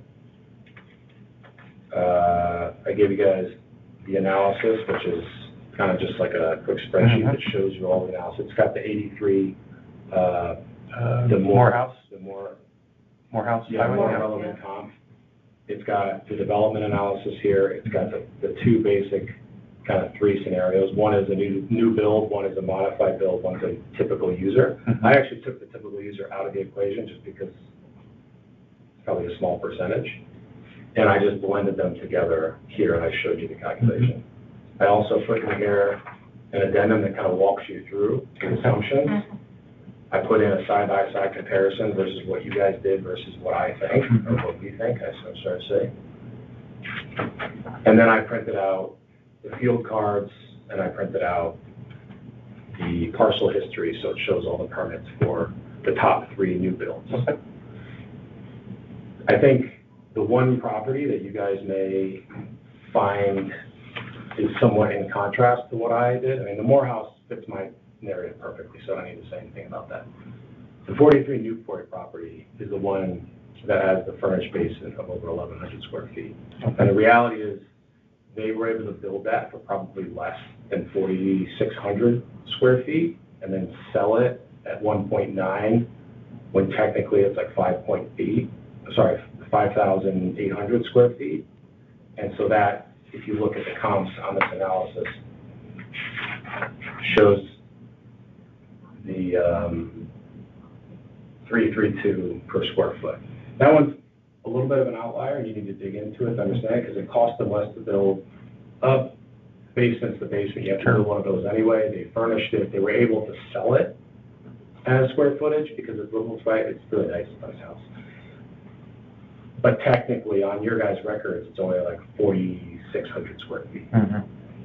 So I think you just gotta, it's a nuanced equation, and I think at the end of the day, to just say, we're basically capping everything at this 20,000 square foot development ceiling, we're gonna tap you out because everything's $650 or $650,000 around this 20,000. If you actually go back, you look at where these properties traded or were bought, when they were, no offense, a teardown, it's far, far below. The problem is you'd have to be a scientist, and you'd probably spend multiple days, full days, going through and finding out exactly what you think somebody can build at that zoning with those setbacks, and if they can build a furnished basement, because we don't know if there's ledge underneath us or whatever else. So I just took best guess spec, best guess renovator. Unfortunately for, I don't want to say you guys, but for whoever is looking at this, 57% were just expanding the house and sprucing it up. They weren't completely demoing it, because that's institutional stuff. A lot of these guys don't need loans. They just go out and they spend, $1 million, or they'll spend $700,000-800,000. They'll buy the property for $400,000. They'll spend $8. They'll sell it for 1.6, and they'll make a couple $100,000. And they can do like this. They got crews all around the city doing it. So to say that every single option for her to sell her property would be to that developer, factually is actually inaccurate. So that's the foundation of this analysis, and I don't have enough time to walk you through it, so I'm trying to just give you the foundation. But I spent a lot of time, I looked at City Square, I looked at Zillow, I looked at MLS, I looked at the permits, I pulled the field cards, I looked at discrepancies between the field square footage and the actual Zillow square footage, and I tried to reconcile it, which I did on 43. And the end result is, like, I get where they're coming from, but just maxing out the land value and then trying to reduce it with the 55% of some, no offense, but Tyler Technologies just throws like a $60 a foot replacement cost for her house, which is, I don't want to say nonsense, but it's not a relevant calculation because nobody would rebuild their house from a 1950s build, right? So I think what I laid out here is a good representation of what the market would pay for it, assuming you agree that there's more than just one type of buyer. Because the way that you guys, not you personally, but the way that the assessor's office or whoever did it approached it said, the only buyer is a spec guy, he's going to pay top dollar, and he's going to be able to build 5,800 square feet with a below basement, and not only that, he's going to be able to sell for above what everybody else sold. And that's the foundation of the argument. And Thank it's you. backed by support, and hopefully, I didn't want to give you too much stuff because I figured I'd lose attention. And Yeah, no, that's you given, plenty of stuff to think about, so. All Yeah, right, so, Interesting. oops, sorry about that. yeah. I work not in residential real estate, but I work in real estate. And I know developers, and there have been homes rebuilt on our land, on our street. The further back you go, because it's a kind of an L-shaped street, the further back you go, the more expensive it gets. But in no case has it ever reached above even $450,000 for a lot of less than half an acre. All right. Anything else that you want I to mean, so much. share? That's Yeah, it for now. okay. All right.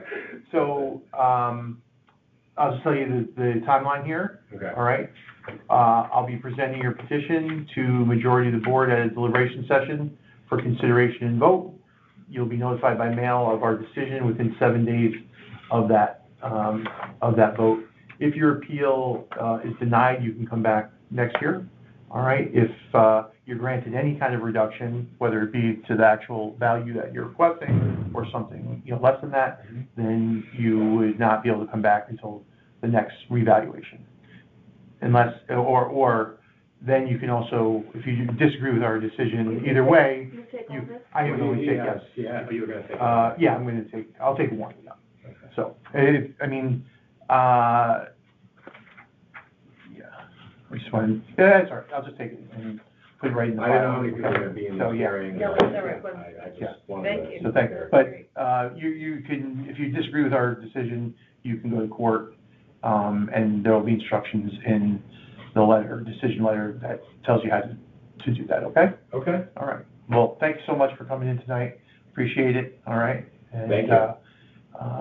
You see why I brought my son? Yeah, that was. You know your stuff. Yeah. So are you related to the Dalys on Jackman? No, I'm from Michigan.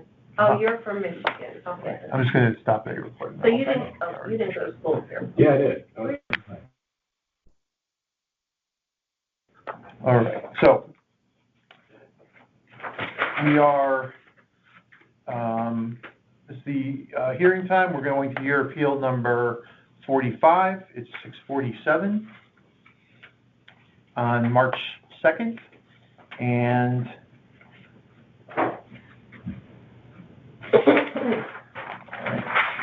so I'm Peter Rupert. I'm one of 9 members on the Board of Assessment Appeals. This is Adele Josovitz, who is also one of our members on the Board of Assessment Appeal, and we're going to hear your appeal today. It's being recorded, as I said, 6:47. Okay, I'm just going to go through a couple things on the first appeal, number 45. All right, so this is appeal number 45, 130 Melville Avenue. That's correct. Okay, and Maxwell Albanese, you're the owner. Yes. Okay, and the town appraised your property at $576,100, and you're asking for the value to be reduced to $415,000. I think, I don't know what you might have, I think that might have been, bear with me one second, Okay. see what I put on here. Right, so I filled this out as a fair market value, just as an average. When I went back and looked after I had submitted this, Okay. looking at the comps based on Vision Services, I came up with 304. Okay, so I'm gonna change the ask amount down from Yes. 415 to 304,000. Yes. Okay, That's based on the comps that I had obtained, speaking with the bank, speaking with, looking at MLA and looking at Vision Government Services for arm's length transactions. okay. Would you like the copy of this? Yeah, I'll take it at Okay. unless, I mean, if this is what you're gonna be presenting? Yes. Yeah, okay, sure, yep. Pam? Oh, thanks. Thank you. And I brought the field card and all that stuff as well, if you needed it. No, it's in Okay. it's in your file. So let me Okay. I got a couple other things to do Okay. here before we move on. All right.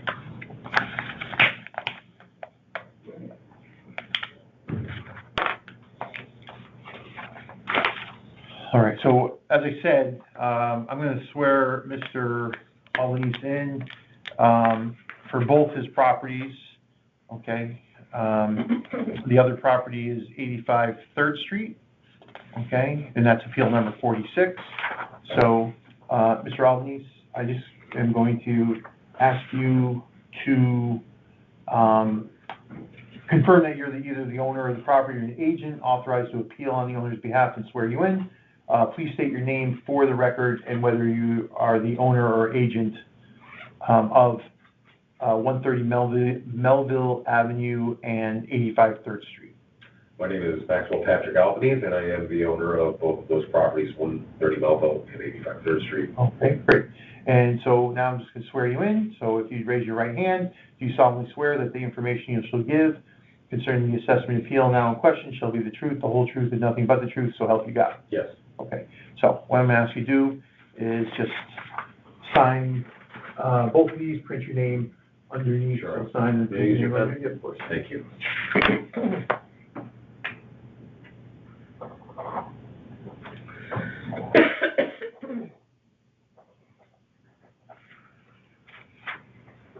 So will the notary?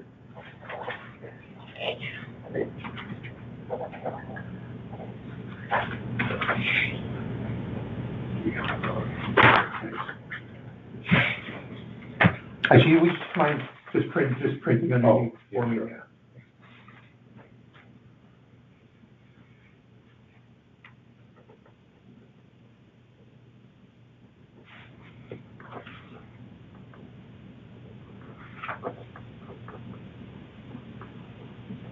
There you go.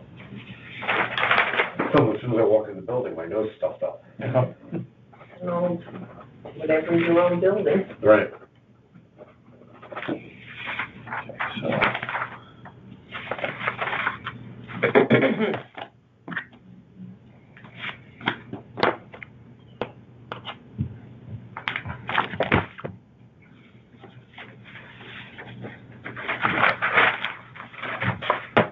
All right, Mr. Albanese, this is your opportunity to provide testimony as to why you believe the market value of your home on October 1st, 2025 was, or your requested value is $304,000, this is corrected? All right, $304,000, and not the value assigned by the town, which was $576,100. Okay? All right. And just market value is what your home most likely would have sold for on that date, and just try to be as succinct as possible, please. All right. So just to clarify, you keep saying market value. The 304 is what I believe the assessed value should be. Oh, okay. Okay, at 70%. All right. So Okay, so then what, Yeah. so can you give me what's the let me see. the new assessed value?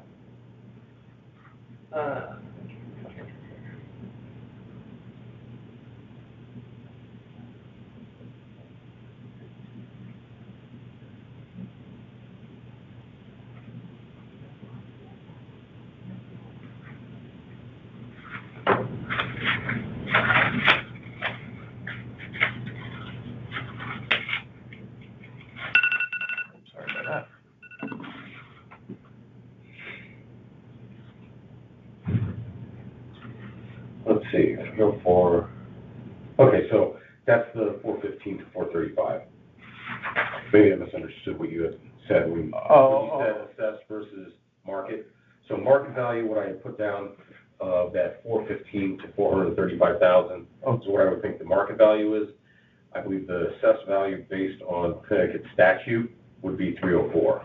Right, so so I just want to just be clear that the town has appraised your property, meaning what the market value would be at 576,100. Right. And you're saying that you think the appraised value, like you could sell it for 415 to 435, you're saying? Correct. Okay, so I'm just gonna change it back then. I'm gonna. Sure, I apologize. That's for okay. misunderstanding. No problem at all, no problem at all. All right, so, just to kind of run through this, as we're aware, Connecticut General Statute 1262 and 12-63 on residential property must be assessed 70% of its present, true, and actual value, which is defined as fair market value, the price a willing buyer would be willing to pay a seller in an arm's length transaction. Connecticut reevaluation regulations further require that the criteria for selecting the comps, comparables, sales be established, documented, applied, and residential valuation rely primarily on the sales comparison approach.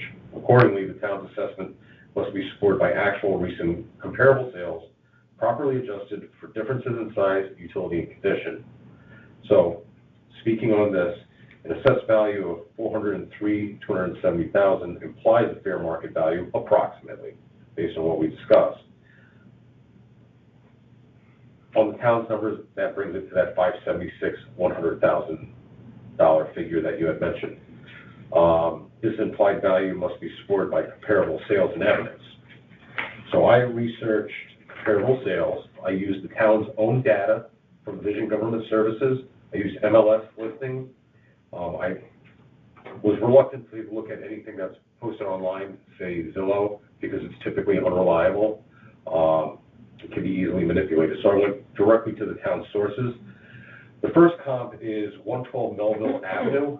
The sale date was June 29th, 2023. It's a 4-bedroom, 2-bathroom home.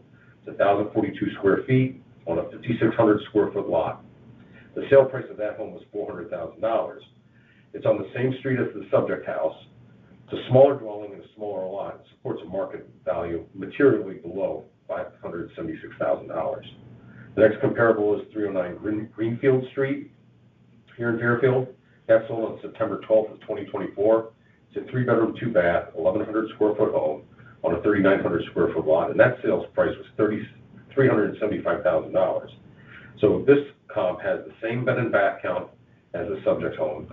It's a smaller home though, and it's a little bit smaller lot. This indicates the neighborhood market value is well below the implied value. Comp number 3 is 54 2nd Street, Fairfield, Connecticut. It sold on January 28th, 2025. It's a 3-bedroom, 2-bath home, 1,400 square feet on a 4,700 square foot lot with a sales price of $465,000. It is closer in size and configuration, yet it's still far below the $576,000 figure. Comp number 4 is 92nd Street, which sold on December 2nd, 2025. It's a 4-bedroom, 4-bath home, 2,000 square feet, sold for $487,000. And these numbers, I'm rounding them and speaking, but this one is a larger home with substantially superior utility, has an additional bedroom and bathroom, and even as a superior property sold far below the town's implied market value.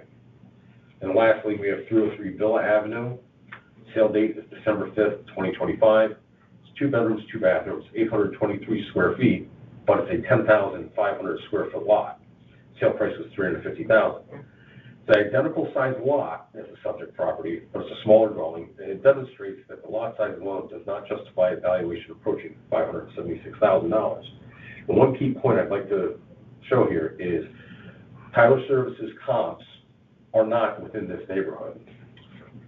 A lot of individuals may know, some may not know, that this area of Tungus Hill is very diverse in properties. We have on one street $1 to $2 million homes that are adjacent to a golf course. And those streets don't connect, it's just the next neighborhood over. And where the Tyler Services appraiser looked is going in that same direction up Melville. If you look at the homes on Melville, 2nd Street, 3rd Street, those homes are drastically different types of homes. They're built in a different era, they're much older, and they're much smaller. The properties are much smaller. The plat, if you research the intended usage of these properties, which can be displayed with 85 3rd Street, even the size of the lots, it was very specific. Mr. Nichols, who had developed this, he specifically wanted this to be used a certain way, and much unlike the golf course area. So, you can't compare apples and oranges. They really do need to be similar style homes, built similarly, same era, same historical traditions of what was built in Fairfield at that time. So here we see that none of the comparable sales, including the larger or superior homes, support a fair market value of $576,000. The subject property has not undergone substantial improvements since the prior revaluation. The increase from 286.5 to 403 represents approximately 41% in an increase on that assessed value, which must be justified by parcel-specific market evidence and not generalized market appreciation, which is specifically what the Tyler Services representative told me was done. Connecticut courts have made clear that the valuation must rely on comparable sales with appropriate adjustments for dissimilarities. This comes from a case, Gorns Inc. versus Board of Tax Revenue, cited as 178 Connecticut 606. So the requested relief here is that, to summarize, the market evidence demonstrates that the subject property's current assessment does not reflect its true and actual fair market value as required by Connecticut law. The comparable sales in the immediate neighborhood establish a consistent and supportable market range that is materially below the town's implied valuation. Even properties with superior characteristics and greater utility sold for amounts that do not support the current assessment, confirming that the existing valuation overstates market value. Consistent with Connecticut's statutory requirement that property be assessed based on actual market conditions and legally permissible highest and best use, the assessment must be aligned with the demonstrated market evidence rather than generalized appreciation or unsupported assumptions. The comparable sales relied upon in this appeal represent arm's length transactions and provide the most reliable indicator of value for the subject property. Accordingly, based on the parcel data and the comparable sales analysis, the taxpayer, myself, respectfully request the board to reduce the fair market value of the property to no greater than $435,000, which corresponds to a corrected assessed value of no greater than $304,000, thereby bringing the assessment into conformity with market reality and sales data, as well as statutory requirements of Connecticut General Statute 12-63. And the last page is references from where all this information came from, along with the reference case. Okay, great. Thank you. I guess moving along to 85 3rd Street. Yeah, just give me 1 second here, let me, Do you have any questions for me? I don't, I just want to just tell you what the process is, okay? Yes, All right, sure. so what's going to happen now is we'll present your petition to a majority of the board at a deliberation session for consideration and vote. We have 992 appeals though, so it might take a while. Understand. You're going to be notified by mail of the board's decision within 7 days of that decision. Okay. Okay?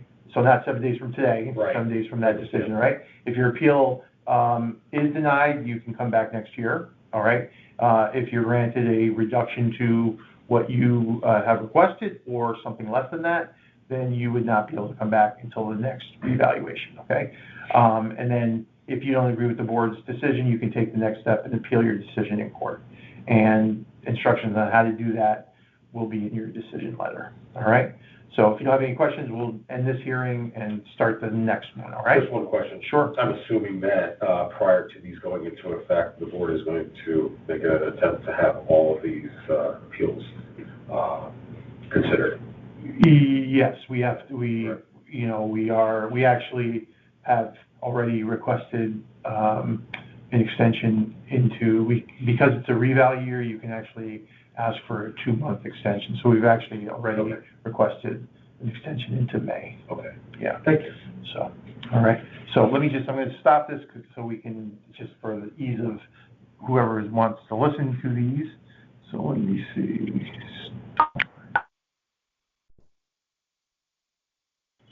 Okay, we are here for appeal number 46. The starting time is 7:04. This is Peter Rupert and Adele Josvitz. And we're here with Mr. Maxwell Albanese, the owner of 85 3rd Street. This is, again, appeal number 46. The town has valued your property at $174,400.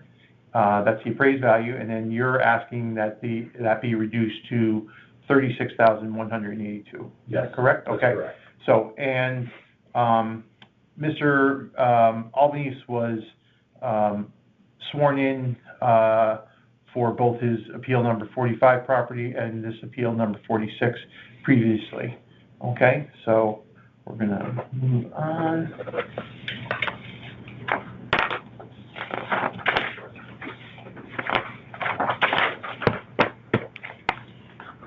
All right, so, thank you.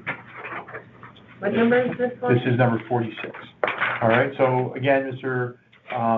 Albanese, this is your opportunity to provide testimony, what you believe market value of your home on October 1st, 2025 really should be $36,182 and not what the town valued at, okay? So go ahead. All right, well, thank you very much. So this is parcel number 2408 at 85 3rd Street. So it's a vacant land, it's unbuildable, and is a non-conforming lot. The prior assessed value was $68,250, which at the time of acquisition was considered to be very overvalued. The new assessed value, I have $122,080, and my request is for $36,182. So under Connecticut General Statute 1262 and 12-63. Okay, so I just want to go back, right? So we are going to, you're giving me the assessed value is the 36? Market value of 36, I apologize. Market? Yeah. Okay, so that's the appraised, you're saying that's what Right. market, okay, so, all right. Yep, because this says Yeah, I do. assessed Yeah, I on think it, it- so I it think should it say is. market, Yeah, correct? yeah. Can I correct it on here? If you would please, the Okay. typo. That's okay. Market. If you want the request, okay, so the word market should be there. Okay. Okay, got it. Okay, all right, thanks. Mhm. All right, so just to state, yeah. So under Connecticut General Statute 1262, 1263, residential property must be assessed at 70% of its true, present, and actual value, which is defined as fair market value, which is the price a willing buyer would pay to a willing seller in an arm's length transaction. The guidelines for revaluation further require that criteria for selecting comparable sales be established, documented, and applied, and residential valuation rely primarily on the sales comparison approach.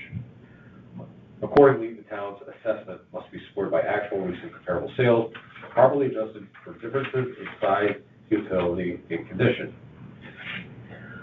So what the new assessment, Sorry about that. what the new assessment implies, an assessed value of $122,000 implies a fair market value of approximately $174,400. So this implied market value must be supported by comparable sales evidence. These comparable sales were obtained through MLS listings and the town's own Vision Government Services portal. So the first is 12 Chestnut Street, Fairfield, Connecticut. It is 2.1 miles from the subject property, but according to assessor guidelines, it being over a mile away is acceptable because there are not many vacant lots available around Fairfield. The sale date of this property was 9/5/2025. It's a lot size of 8,700 square feet with a sale price of $100,000. It's a closely sized urban lot which reflects a market ceiling for small vacant parcels with development constraints. It's pre-existing, it is conforming, it is a buildable lot. So this lot is the opposite of what my property is, particularly conforming and buildable. Comparable to is 65 Fairview Avenue. It is 2.2 miles from the subject property. That sold on 6/25/24. It is a 0.6 acre lot. Its sale price was $12,900. This demonstrates a significant market discount where buildability, utility, or zoning constraints limit development potential. The pre-existing non-conforming unbuildable lot sells at a significant market reduction. Comparable number 3 is 2800 Reading Road. It's 4.6 miles from the subject property. This sold on 7/3/25. It is a 2.62 acre lot. The sales price was $30,000. The relevance here is that it's a large acreage parcel with limited residential utility. Confirms that the size alone does not equate to a value where development is restricted. It's a pre-existing non-conforming lot as well. Comparable number 4 is 1213 Wood Avenue in Bridgeport. It is 0.6 miles from the subject property. This property was included because of its sale price being very similar to Fairview Avenue. Its sale date was August 29th, 2025. It is a 5,600 square foot property. And the relevance of this is that a small constrained parcel can trade at relatively modest price points, and that vacant land valuation must reflect market reality as an unbuildable lot.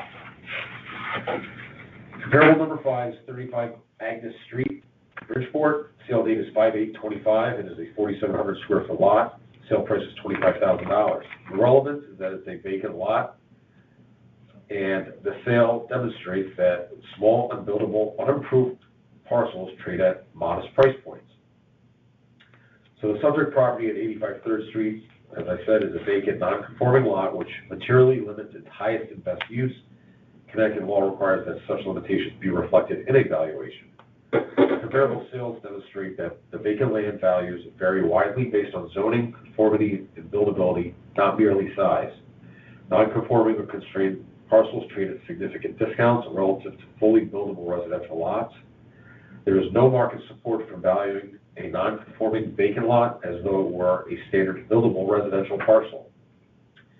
The takeaways here are that given the subject property's non-conforming status, any assessment that approaches or exceeds the upper range suggested by 12 Chestnut Street without accounting for zoning limitations would be excessive and inconsistent with market evidence. Conversely, 65 Fairview Avenue and 2800 Reading Road confirm that market participants heavily discount lots where development potential is limited.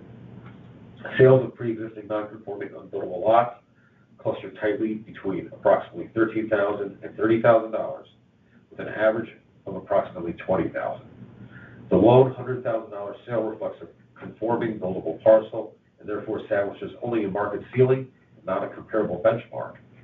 Connecticut law requires valuation to reflect actual market utility, not theoretical or generalized land value.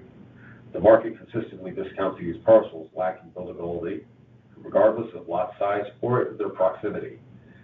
I included a summary table which goes through the mean, unbuildable range, and a building ceiling, just for reference. So the requested relief shows that market evidence demonstrates a clear and consistent distinction between the value of buildable vacant land and pre-existing non-conforming unbuildable parcels. Comparable sales of unbuildable lots reflect substantially lower market values regardless of lot size or proximity, because such parcels lack residential utility and cannot be developed for their highest theoretical use. Recent sales of unbuildable vacant parcels with close geographic proximity show ranging from approximately $12,900 to $30,000, and as I mentioned, the average is $20,200. These transactions confirm that the market assigns only modest value to lots where zoning, dimensional, or other legal constraints preclude residential construction. Larger acreage does not, again, translate into higher value where development is restricted, as evidenced by the sale of the multi-acre unbuildable parcel for $30,000. By contrast, the sole sale reflected the materially higher price of $100,000 for a similarly sized parcel involved a conforming buildable lot. That transaction reflects value attributable to buildability and residential utility, and therefore establishes only an upper market ceiling, not a comparable benchmark. Consistent with Connecticut law, these vacant land purchases must be assessed based on the actual market utility, legal permissible highest and best use, and not their hypothetical development potential.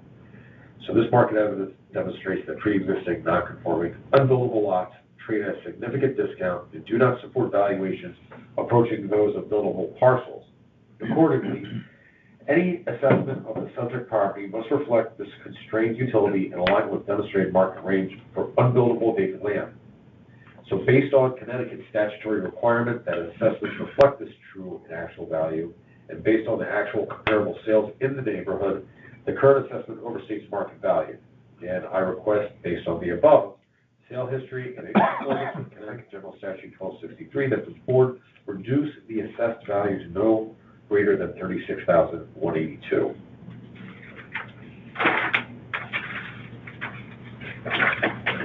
All right. And I apologize, there's something in the air, maybe it's the heat, it's made my nose close up. There we go, I see the numbers. Oh, you did, okay, great, thanks so much, You're appreciate that. It's difficult to read when you have. There you go. All right, anything else you wanted to add? No? No, just I would say that the relevance of this property to 130 Melville it is appertune to the 130 Melville address. 130 Melville is the dominant estate, and 85 3rd Street is, the adjacent property. Oh, that. So it's appertune, meaning it runs with the land. Mm-hmm. Okay. All right. So just to reiterate for you, we'll be presenting your petition to the board, a majority of the board, and then you'll get a decision 7 days after we've made a decision. Correct. And again, if your appeal is denied, you can come back next year. If it's granted anyway, you would then not be able, next cycle, and then court. All right? Yeah. So, yeah. All right. So, all right. Well, thank you so much for coming in. Appreciate your time. All right? All right. And hopefully the air out there is better than. No, I don't mean this office, I mean in the building when I Yeah. walked in. I think it's the heat. Yeah. Thank you very much. It was nice I meeting you. go by the streets all the time in my neighborhood. Oh, yeah? So you're my Probably neighbor? shouldn't say. Yeah. All the Yeah. time. It's a nice area, but, the homes, they change so drastically. Oh, yeah. From one block to the next. It's very. Okay, and our start time is 7:22. This is Peter Rupert. This is appeal number 61. And again, starting time 7:22. What I'm going to do is I'm just going to read through your appeal information here, just confirm for me. So this is appeal number 61. Hold on. Second. Number 61. Sorry about that. Okay. All right, so appeal number 61. The property address is 44 September Place, okay? The owners are Ramsey Bashuti and Rima Bashuti, is that correct? Yes. Yes, okay. So, and then the town appraised your property at $1,231,000, and you believe it should be reduced to $950,000, is that correct? Yes. Okay, all right. So, all right, and let me see, I'm just gonna put your name here.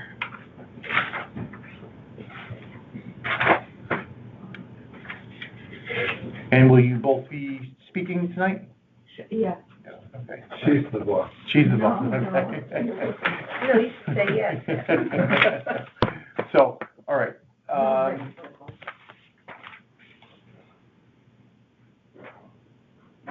so I'm just gonna confirm that you are the owners of the property or an agent to appeal on the owner's behalf, and then I'll swear you in. So just please state your name, both of you state your name for the record, and whether you are the owners or agent. Rima Bashuti, owner of 44 September Place. Okay? Ramsey Bashuti, also owner. 44 September, please. Okay, all right, thank you. All right, and then if you would just raise your right hand, please, your right hand. All right, do you solemnly swear that the information you shall give concerning the assessment appeal now in question shall be the truth, the whole truth, and nothing but the truth, so help you God? I do. Okay, great, thank you so much. So what I just need you both to do here is, just, if you would, just, sign on the top line here, you know, Rima or, One of us? yeah, one, we have both of you, and then just down here, and then the other one can sign over here Okay. and just print your name Yeah. down below. Up here, sign, and then print down here, please.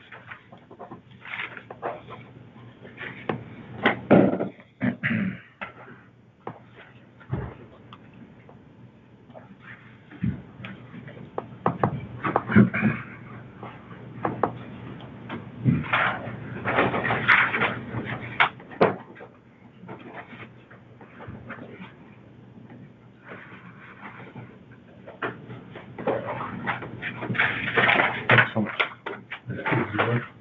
Yeah.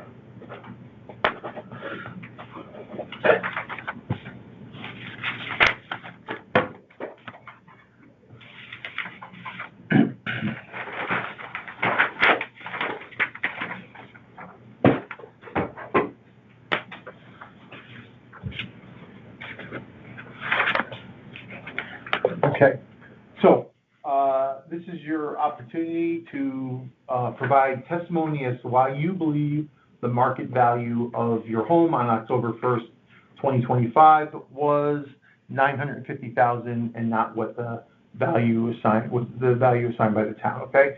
Market value is what your home most likely would have sold for on that date. Please try to be as succinct as possible. Okay. Okay? So our home is 2,668 square feet colonial. Mhm. That has 4 bedrooms and 2.5 baths, built in 91, sits on a 19,166 square foot lot on a private road. That is a dead end right off Stilson Road. And it butts to the noisy playground of the elementary school of Osborne Hill. We believe that the current reappraised value is extremely high and unattainable. I'm a realtor myself, and I have strong knowledge of property values and have access to the MLS. And when I input the following criteria in my search for other sales, so the criteria being a colonial within 0.5 miles of 44 September Place, and that it would be between 2,300 to 3,000 square feet, and that it would be built between 1985 to 1995, and 4 bedrooms and 2.5 baths. So when I plug in this criteria, my search unfortunately doesn't yield any results so that I could compare. Okay. However, what renders the value given to our home as very the house was appraised at $750,000 in 2024, which seems like a reasonable value. All right, just say, what was it again?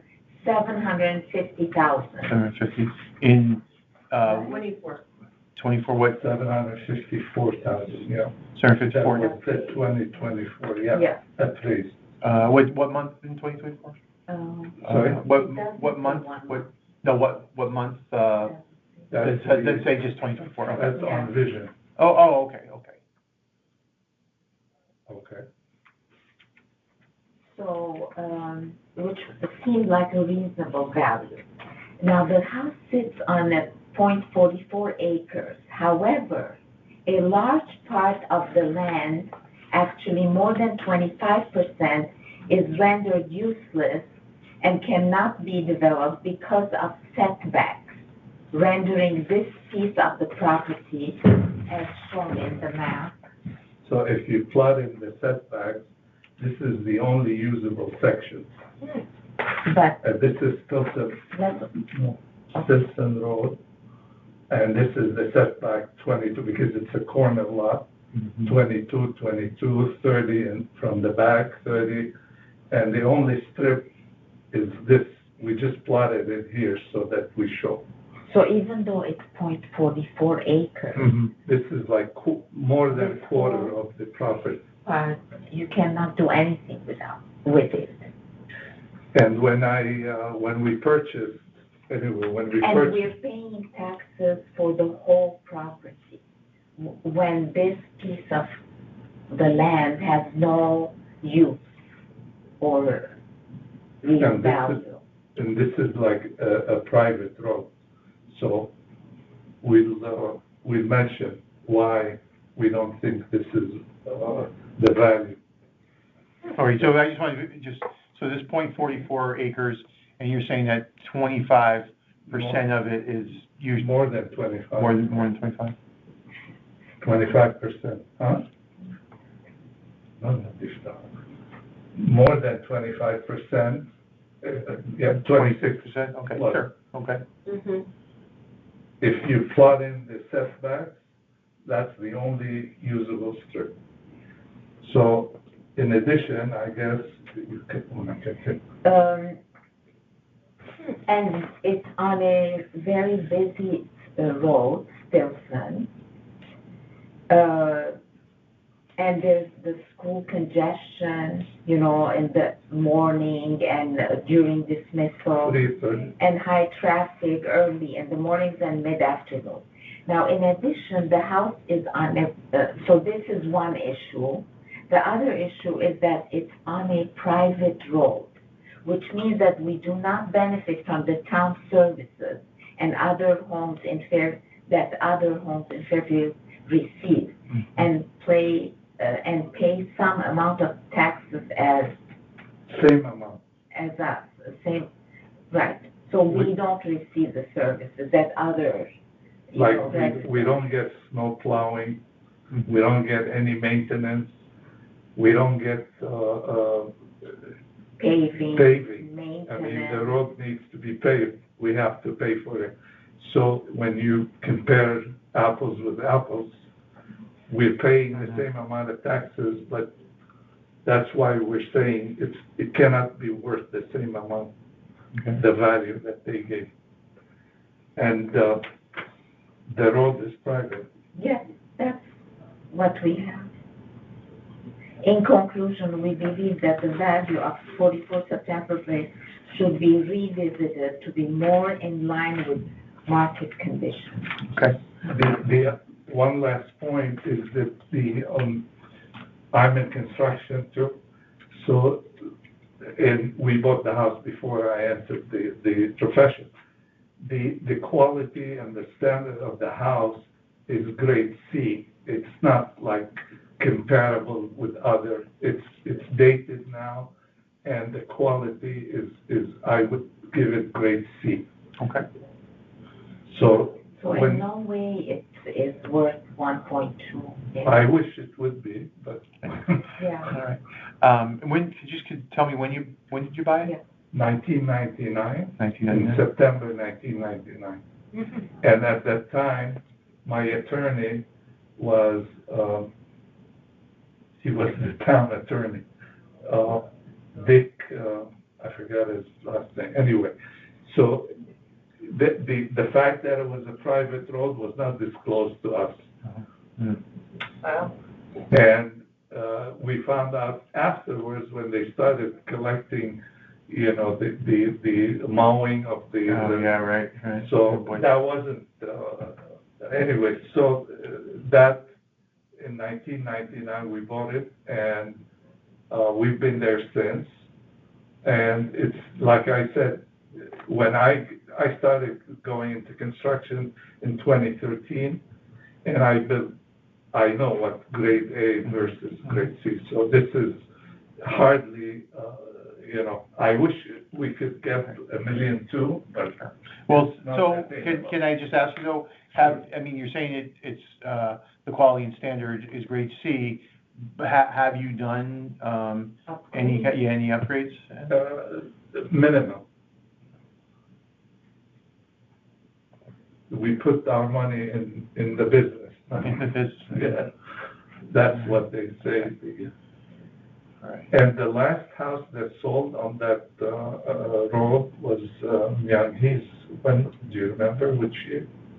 No. It was like Very 700,000, long time. but she sold it for like 700,000. But that was not that recent? No, Of the no, sale? No, it it was was. probably like 10 years. Okay, all right, all right. No, I'm just saying because the standard, the quality Mhm. is compatible with our house. Yeah, So that's what she got back then, and that was, we thought that was a great number Mhm. back then. And plus, like in 24, they appraised it at 750. I mean, I was in the market, and there hasn't been such a big jump from 750 to 1.2 in prices. That's in a year you're talking about? Yeah. In a year. So 950 would be like the reasonable. right. So when you say, I just want to clarify here, so when you say they appraised it at 754 in 2024, who, you had an appraisal done, or No, you're it's saying from Vision. from No, Vision? yeah. Okay. So that was, from the previous, like the They 2000? pulled from the 20? public record. Yeah. Yeah. I don't know this is from which year, but when we look at the vision and they say the previous assessment or evaluation in 24 was 754,000. Mm.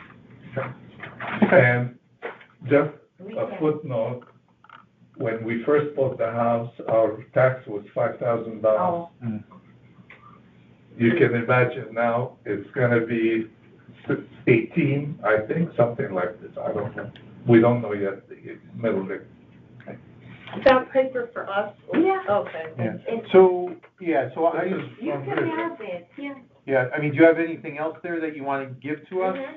Like, I know you talked about the map, showed the map, which you don't need to, No, for- that's the, yeah. service. Yeah. Oh, no, No, okay, just, okay. yeah. Because this we'll just put this in with your file, okay? Okay, this is, there is, okay, that's the house, the 44, that's Yeah. from Vision, Right, okay. From Vision? yeah. All right, so let me just, explain to you the process here, okay? So, we'll present your petition to a majority of the board at a deliberation session, for consideration and vote. So we right now have 992 appeals. That's all. So we're gonna be doing this for a while. You All right. just started today? Today was number one, Oh, day number one, yeah. Wow. We're- Also we're- 61. We've already asked for an extension into May. yeah. That's So, okay. yeah, You all right, we're so not in a We're rush. okay. But it's not applicable until July 1st. Anyway, Right, yeah. right. But we have, sorry about that. We have to have, we have to be done by May, May, yeah. yeah, Yeah. all right. Okay. So, anyway, so just letting you know, you'll be notified by mail of the board's decision within 7 days of that decision, okay? If your appeal is denied, you can come back next year, all right? If, you are granted a reduction of any sort, either to your 950,000 or something less than that, you will not be able to come back until the next revaluation, okay? And then if you're, just not satisfied with our decision, you can always appeal your decision in court, and there will be instructions on about how to do that, okay? So, when you get your letter, yeah, okay? Okay. So, if you don't have any other questions, then, Sorry. all right, you're all I don't set. know what I All did. right, that's okay. Okay. Thank you for coming. Thank you so much. Thank you. It's really Good pleasure to meeting meet you. you. Pleasure meeting you. Likewise. Thank Nice to you meet so you. much. Thank you so much. Trying to visualize